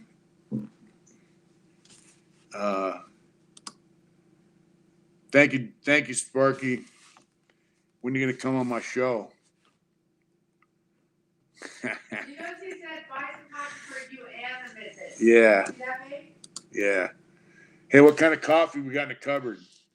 Wow, there's my baby. Yeah, Taster's Choice. Yeah, that's right. Take away from the conversation that shit is out of control from prison guards to government officials. Yeah, our world is out of control, man. Hey, you know, when I went to prison, right? Well, I got to San Quentin. If you were fist fighting, they would shoot you with a shotgun. It had 7.5 grain bird shot, hurt like hell. If you had a knife, they would shoot you with a Mini 14. This case used CMP hooked up with the mom. He did his whole time. I don't know everything about him. He's pretty good. Oh, let's back to the story. That's cool. The free state of Tennessee. Mighty Whitey 7266 from Tennessee. Is it really the free state of Tennessee?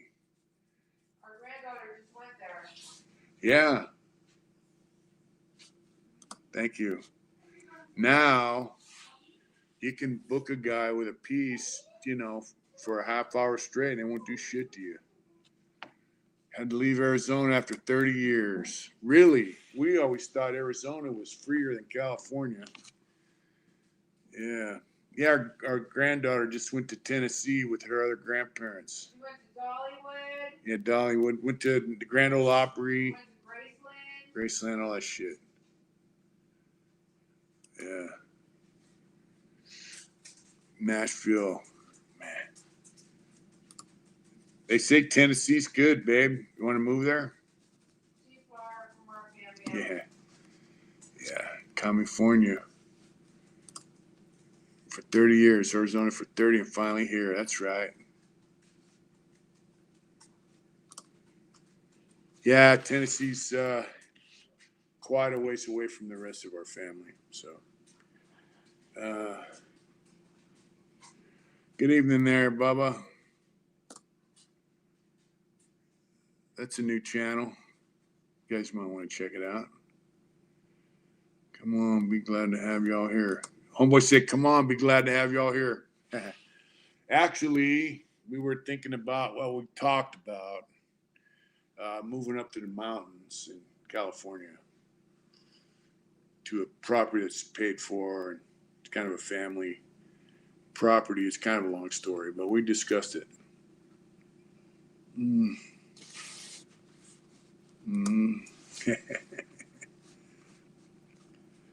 Yeah, I used to hustle in there big time. He was a hustler. Adrian says I'm still hustling out here. Yes, in Northern California.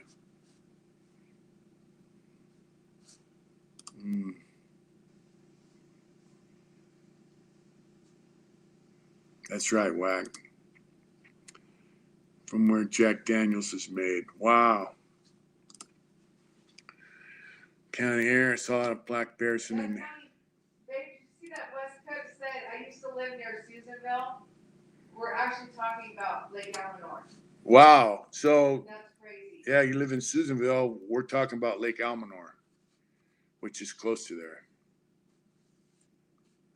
Yeah, happy 4th of July. Yeah, so, the same thing that goes on at prisons going on out here. It's getting harder to make ends meet. And, don't think guys go in prison and it just, like some people think you just sit in your cell all day and get a little bit of yard time and then that's it. That's not, prison is just like society, man. You got jobs. They have to feed people, they have to make shit, they have to wash your laundry, they have to do everything. And then they produce stuff for the state. That's a little community. Then they have maintenance, plumbers, carpenters. There's a trailer on it, actually, from the 1970s. You know where this is, babe? Hair long? I know. Yeah, that's exactly right. People in there do need support, and it's getting harder to support people in prison when you're out here. Rick James, bitch. Yeah, that's right. What's up, bro? You want to come down? It takes Okay, on. did you see who Bass Chef is? Who? That's Salvador. Bass Chef is Salvador. Okay. All right. Oh yeah, Salvador Potline. What's up, bro? Long time. Yeah, he's been with us for a long time. Yeah. Thank you, bro. Appreciate it. So one of the grandparents. Yep. All right, peace. With a nuclear warhead, so I was a military police guard there. Oh wow, that must have been interesting. It's in fairly good shape. It's like a throwback to the 1979. Yeah. It's in fairly good shape. It'd be nice, but I mean, we have a home here. I have a wood shop, but we're gonna have to retire someday. Oh, let's see.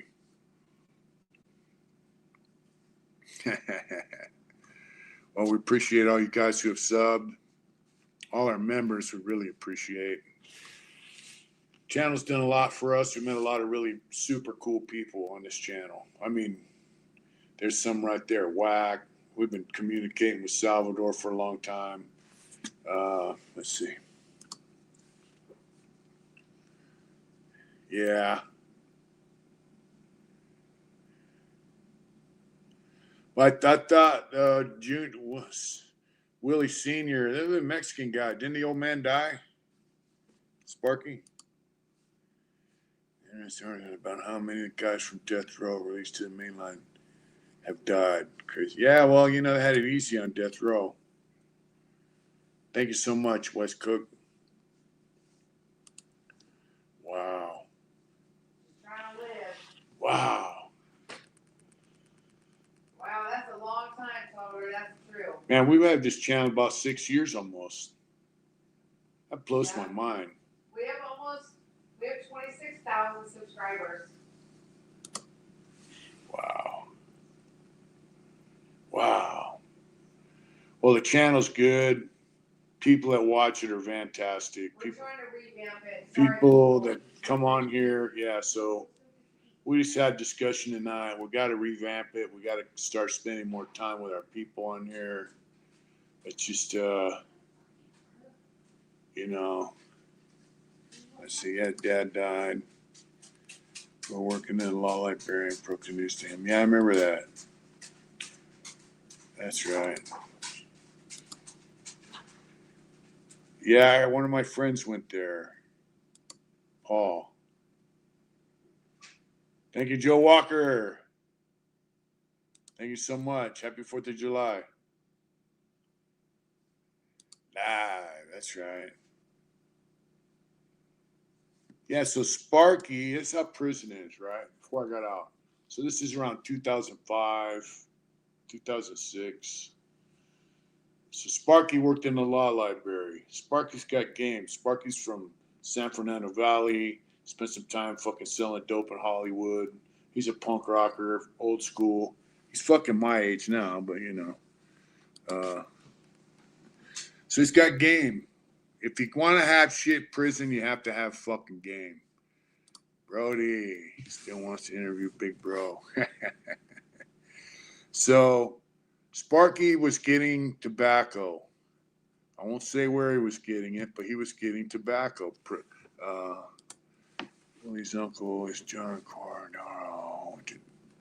Dinner with. All right. I don't remember that, bro, but anyway, Sparky had game. He was bringing tobacco in a little secret compartment in his legal binder thing, and he made a little hustle, make some money. I'd be, hey, motherfucker, I need a jar of coffee. I used to fuck with Sparky a lot. Coco. That's right. And oh yeah, I remember it. I remember that.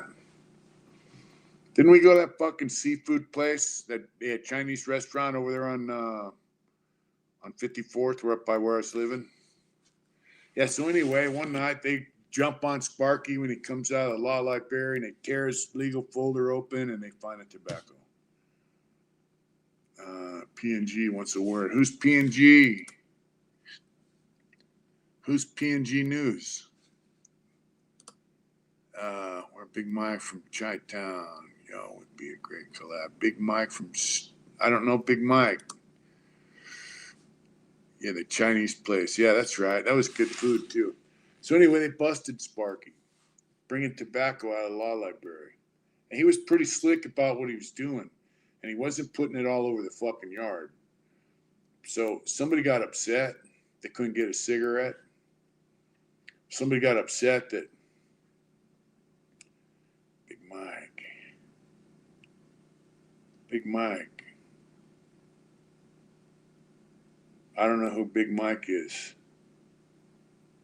I'm kind of lost right now. So anyway, because Chicago journalist, hook me up. Tell them to contact me. I don't know, Big Mike, awesome Chicago journalist.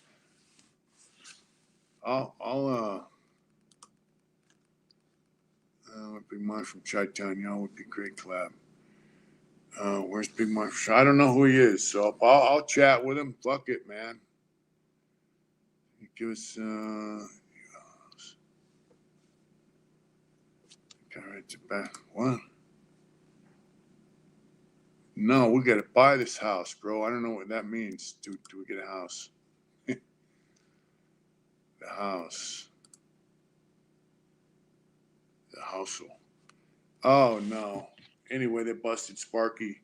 Some rat motherfucker probably thinking, man, that motherfucker's got that hustle. I should have that hustle. That motherfucker ain't sharing. Why is that guy? Well, and they told on him. Some tough guy motherfucker. That's what goes on in prison.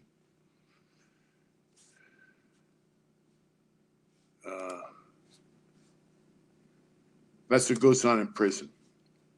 Man, we were pissed off about that shit because, you know, Sparky smoked. We drink coffee. It was no big time, you know, thing. You know, we go get ice creams, candy bar, you know, jar of coffee, case of soups. It was just this little hustle they had, you know. Made life easy. Some motherfucker ratted on him because he couldn't get a cigarette. Hey, sis, love you. Okay, I'll try and get in touch with him. That's whack, babe. Okay. But that's prison. Same as the streets.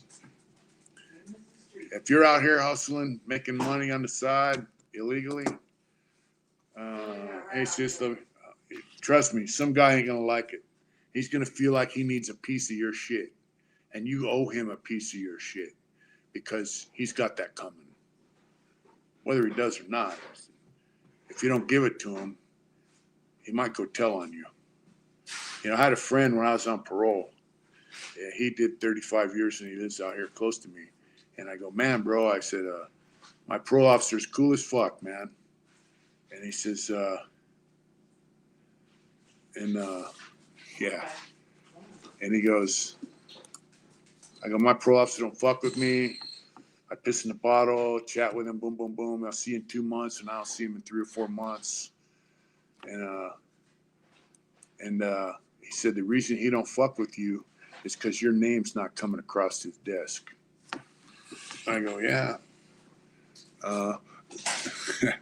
And it's the same way, man. If you're just out here, you've never been on parole, but you're out here, or if you're in prison and you got a little hustle going and you're making some money, the more money you're making, the more people you know, the more chances you have of getting busted because Don't you remember, somebody's gonna tell on you, huh? when you have that,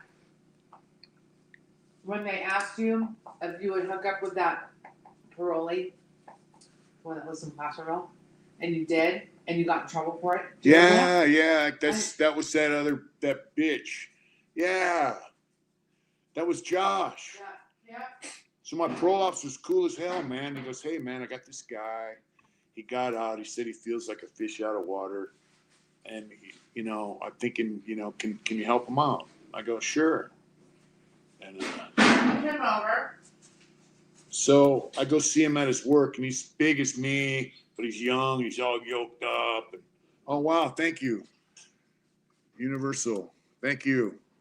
God bless you, miss, for your commitment to not reoffend and to be a positive role model through leading by example. Thank you so much, man. Thank you very much. Yeah, so I go see this guy, you know. Donovan is cool as fuck. So I go see him. I say, yeah, you know, okay, I'll chat with him, you know. And then we take him out to lunch or dinner or some shit. He came to our house a few times. I gave him a ride here and there, you know. I just try to give positive influence, man.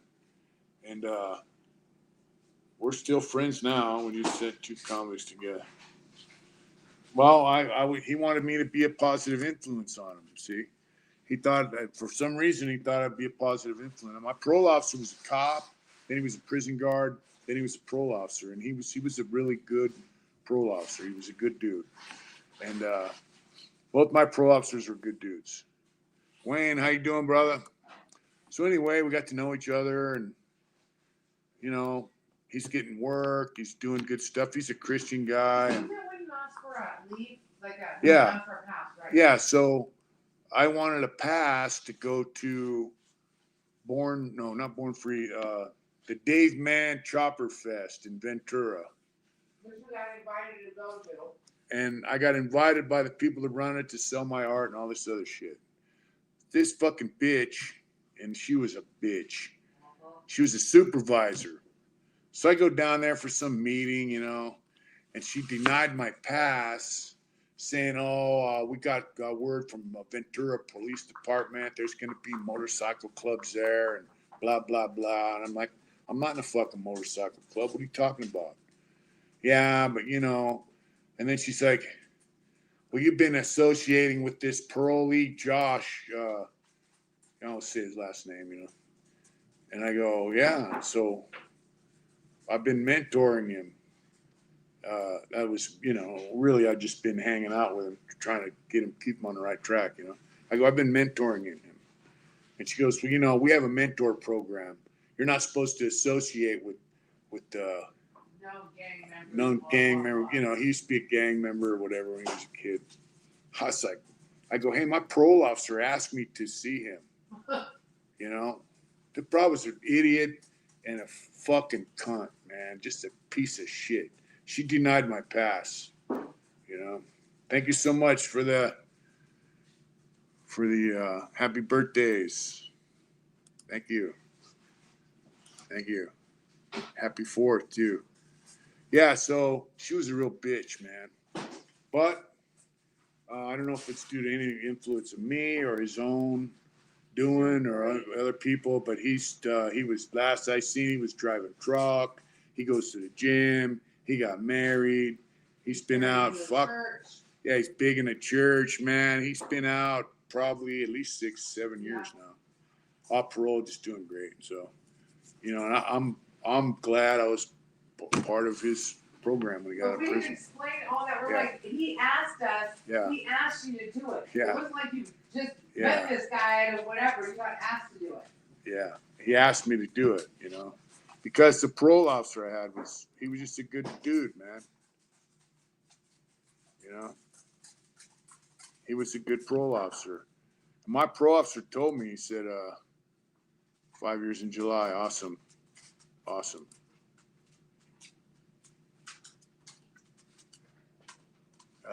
Well, he's a leader of men. Big in the church means for him, he's a leader of men. He's not that kind of guy. Happy birthday, Mitch Fulton.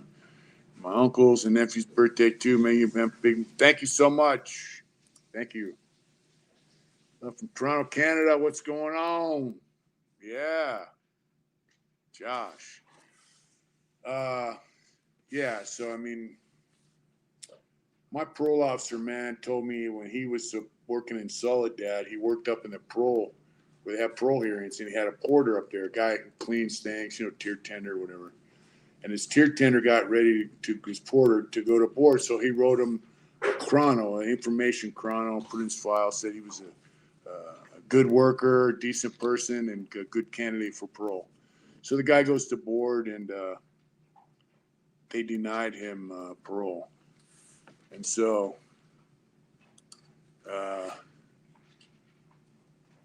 they denied him parole. So my parole officer, who was a cop at the time, CO, went and asked a parole.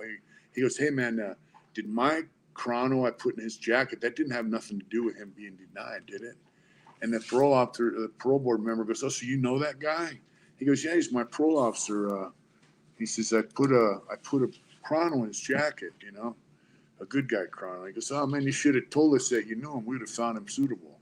They found the guy unsuitable for parole. But he told me, you should have told us that you knew him. We would have found him suitable. And so my parole officer told me, yeah, I know Bobo passed away. And my parole officer told me, he goes, that just showed me how subjective it is, or, you know, it's bullshit.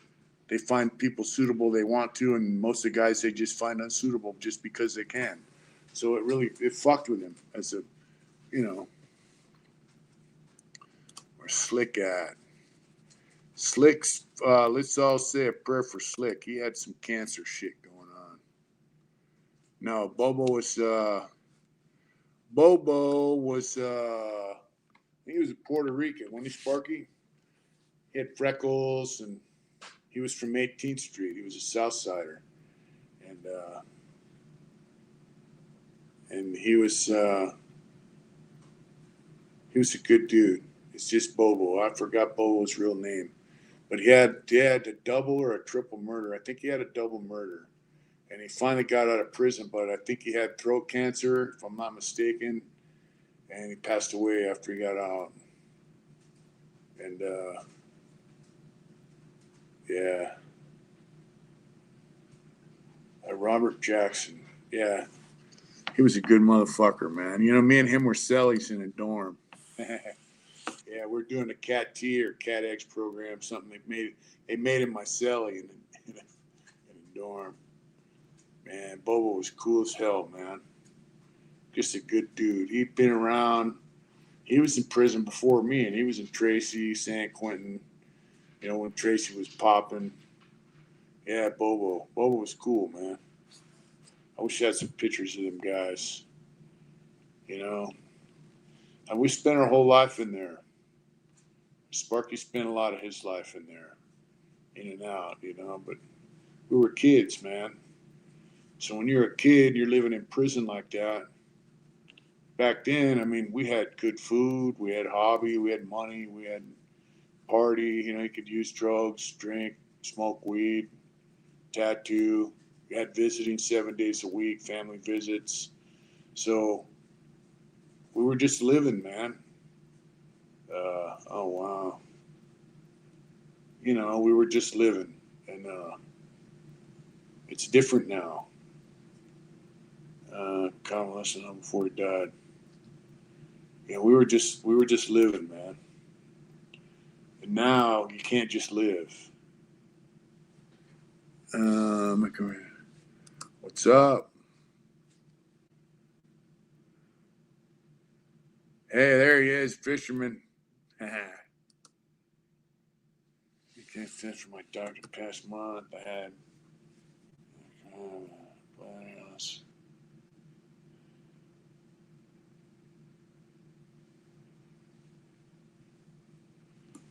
Thank you, bro.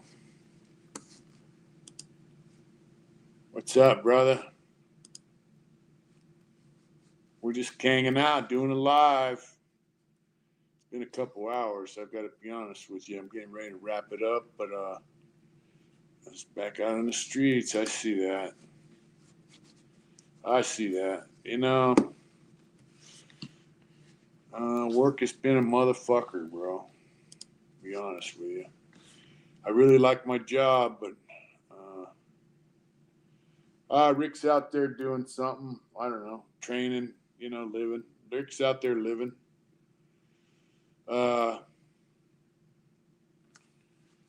Yeah, hey, you know, my job's cool. It's just this situation I'm in as far as, you know. Thank you, Tennessee. I like my job. I could make more money. It'd be cool. But I wish there was work closer to home. It's just not. So it is what it is, man. You got to do what you got to do. You got to, you know, to make it happen. Yeah, the commute's a motherfucker, and I don't commute back and forth every day because I can't afford it. So I camp out in the van, you know. I don't know if you guys want to see the camper van. My buddy David's doing good, man. He's got a house. He was working as a truck driver, but I think he lost his job or he quit. So last I heard, he was looking for another job. David lives up by Placerville, and he has HVAC experience. No, I don't do that, bro. I do displays for conventions. You know, that craps table job. I haven't worked there for over a year.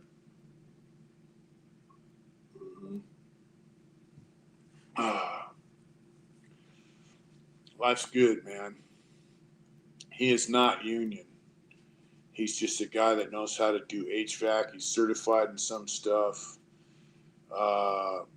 He was doing it for a while. I don't know what happened. He was doing Walmarts and shit like that, freezers. But he does need a job, and he likes doing HVAC. He loves it. He got certified in some of that shit when he was in prison. So, And then he got his, those are badass tables. So yeah, they were. Then he got his Class A license, his CDL, so he can drive truck. He was driving truck at a mine out in Ely, Nevada for a while, and he quit. They gave him a piss test, and I went last year. May bless you, Dave. That's right. I don't know. They gave him a piss test for some reason, and it took like 3 weeks to come back. He couldn't work.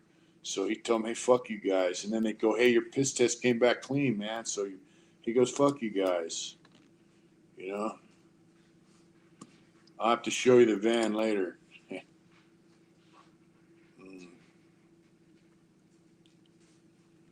Yeah, he does, but he just has a trouble getting work. I mean, he's older than me. He's probably 67 now, but he just, he's in fairly good shape and he likes to work, man.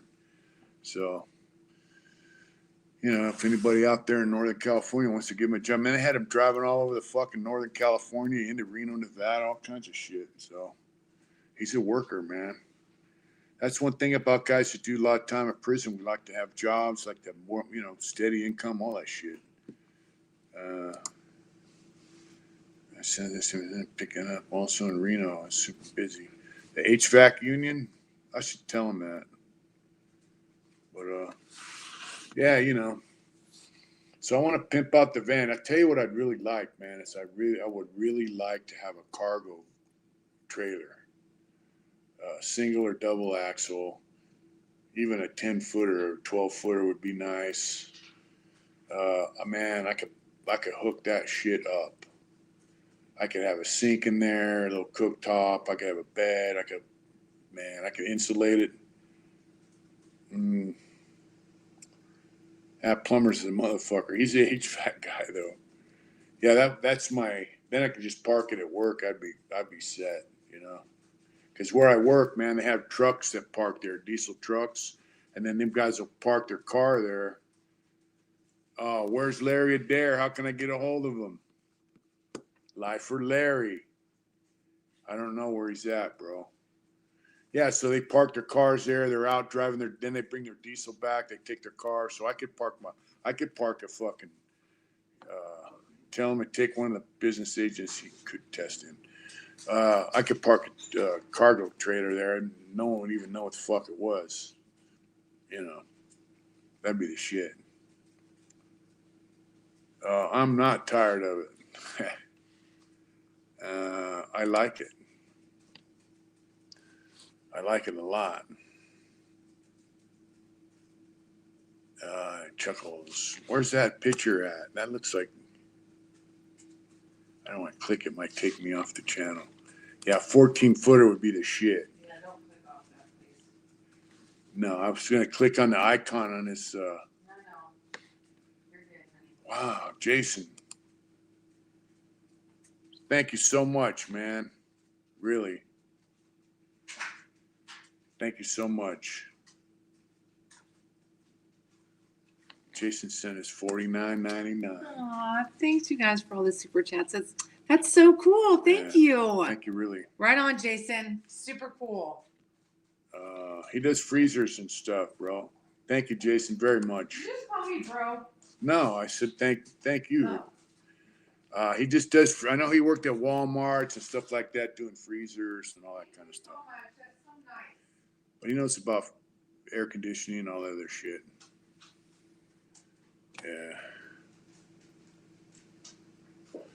Yeah, I'm glad he got out too. Life for Larry. I wish I knew where I could get a hold of him. His brother died before. Well, while I was still in there, his brother passed away, and his brother used to take care of him. So that was really. Homeboy said you should just move to Vegas. You can't have 3.5 acres of solitude in Vegas. There are parts of Vegas that are kind of nice, and it's convenient. But man, I don't like it there. I like parts of it, but I don't like it.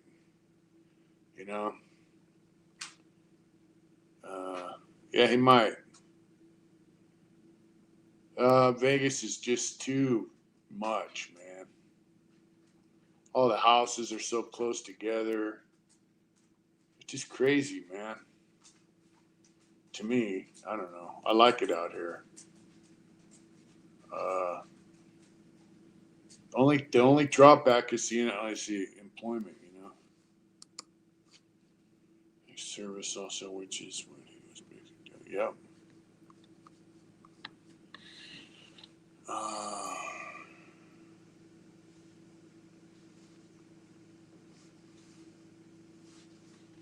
Let's see. That's what I should say. Fuck it. Come to 10. See that, babe? Homeboy said that's why you should all say fuck it and come to Tennessee. Yeah, we got kids and grandkids and stuff, so I work off of over by Buffalo and 215, which is South Las Vegas. I work in it's weird, man, because they have these big warehouse buildings with shops in them. Then they have condos and apartments, and then they have a medical, and then they have Walmart and all these shopping shit, Home Depot, all within this little area. It reminds me of this 15-minute city shit. It's all within a certain area, you know? Yeah. I mean, it blows my mind. Yeah, but that's south. That's south. That's off 215 in Buffalo, that area. You know? They're building that area up, man, a lot.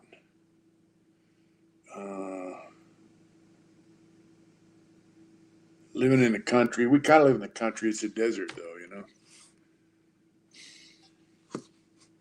Well, we have kangaroo rats, I'm sure, pack rats. We have scorpions and snakes. I haven't really seen a scorpion in a while. I've seen them. Only we found last year. Yeah, We live pretty high altitude, so we don't get them as much. Yeah, we do have scorpions though, but they don't really bother us. That's a couple tarantulas. They're cool. Yeah. So what was that, 2 weeks ago? Oh, yeah. Yeah, we had a snake. Actually, go back. I saw a snake crawling across the yard. Before I could get to him, we went up underneath our back porch. He was about 3 feet long, rattlesnake. Had a black and white tail. He was a diamondback. And then, just Callie. And then we saw him in the chicken coop. He was in that where the chickens hang out. We have a 55-gallon drum with water feeders on it, and it's on pavers. And he was coiled up on the pavers. And I sprayed him with a hose. I thought she saw him. He left. I saw him. I put my hand by him. Yeah, she bent down to just the water feeder, and she was like 3 inches from him. She's like, "Oh shit!" And then he left. And then I saw him, and he went up underneath the chicken coop. We saw him a couple times. So this is over a 3-week period. And then I came home, and she's like, "Hey, that motherfucker's out there. He just lounging because there's mice that live underneath the chicken coop because we have chickens, we have grain, it attracts mice." So I noticed there hadn't been any mice lately. He had been eating all the mice, so that snake wouldn't leave. So called some friends, and he got shot with a 9mm 3 times. And then even though I had been shot, he came towards me. I just cut his head off with a flat shovel. So that's the second snake that we've killed here on the property. I've seen a couple other ones, but they didn't hang out,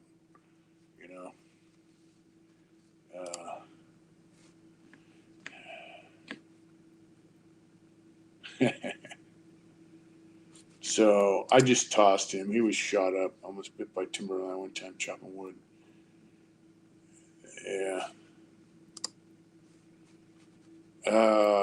We went to the lake one time, and there's nowhere to go swimming. And I'm gonna tell you, that's one thing I miss about living in Placerville. We could go swimming in the American River, even though it was ice cold. It was still fun. The lake out here where we live is nasty. The boat launch, the lake meet it's very close to being called a dead pool. So Yeah, Diamondbacks are dangerous. But the green Mojaves are the worst because they're aggressive, and there's no anti-venom for a green Mojave rattlesnake. But so far, it's just been Diamondbacks. The last one we had was just coiled up on our back porch, all fat for me. Yeah, I know. He had ate a mouse, and yeah. But really, it's they're far and few in between. Just keep your eyes open. If you get near them, they'll rattle, let you know, hey, get away. And then We don't like to kill them. They wouldn't have done it if they weren't by the shit. yeah. What's the population where I live? What's the population here, babe? Like 2,000? Probably something like that. It's about 2,000 people. It's growing a little bit. But they want to build a fucking data center down the way. I don't know if that's going to happen. And data centers are sucking up everybody's water. Well, people, I'm going to have to cut it loose here in a bit. Just wanted to come on and say happy 4th of July. I had a good birthday. And, I'm working, doing my thing, man. We have a Walmart in Kingman. The missus is doing good. We got to get rid of the weeds, kind of. Yeah, the wife's doing good. I mean, she's doing, she's doing the same thing I'm doing, but she's about half, so she gets to come home. She's close enough where she can come home every night, which is kind of fucked up because some nights I don't get to come home and she has to do it, do the deal. But we're doing good, man. We got a home, we got animals, and we got a life. So God bless you and the missus' safety and good health. Thank you so much. All right, Miss Smiley, happy birthday. I'll get you in this thing. Thank you. Thank you, everybody. Yeah, thanks for coming on. Yeah, data centers are a motherfucker, aren't they? So being in the Philippines, I'm out of the loop here. Time zone difference. Love you, Smiley. Thank you, bro. I love you too. Yeah, and just remember, just before I go, bring this big bad motherfucker. This thing is huge. Look at that. That's the next humidor for Big Will. Look at that They lid. just sent one of those to Alaska. We just sent a big ass box like this to Alaska. They wanted $1,000 to fucking ship it. But the guy we sent it to is smart enough that he figured out how to mail it on a or get the TA and they don't pay shit. That's why. Good night. I went to think. Good night, Tennessee. Good night, Anthony. Good night, Chuggles. The TA doesn't pay. I make $24 an hour right now, so it's not. Good night, folks. The TA, they don't pay nothing. They pay like $17. Now, if I had my car paid off and her car paid off, then maybe I could get a job closer to home that paid less. But call it a night. Call it a night, folks. We'll have to come on a little earlier next time. Hopefully I can get the wood shop going. You guys like that. Make some airplanes and Jeeps, toys, fire trucks, all that shit, some humidors. That's my goal. You guys take care. Let's see. Been a while since I've been on here. Guys, take care, and you know the drill. Get out there and do it hard. Thanks for coming on. Earlier for sure. That's right. Thanks for coming on, folks. Get out there and do it hard. Don't let no one stop you. Good night, baby. Good night, folks.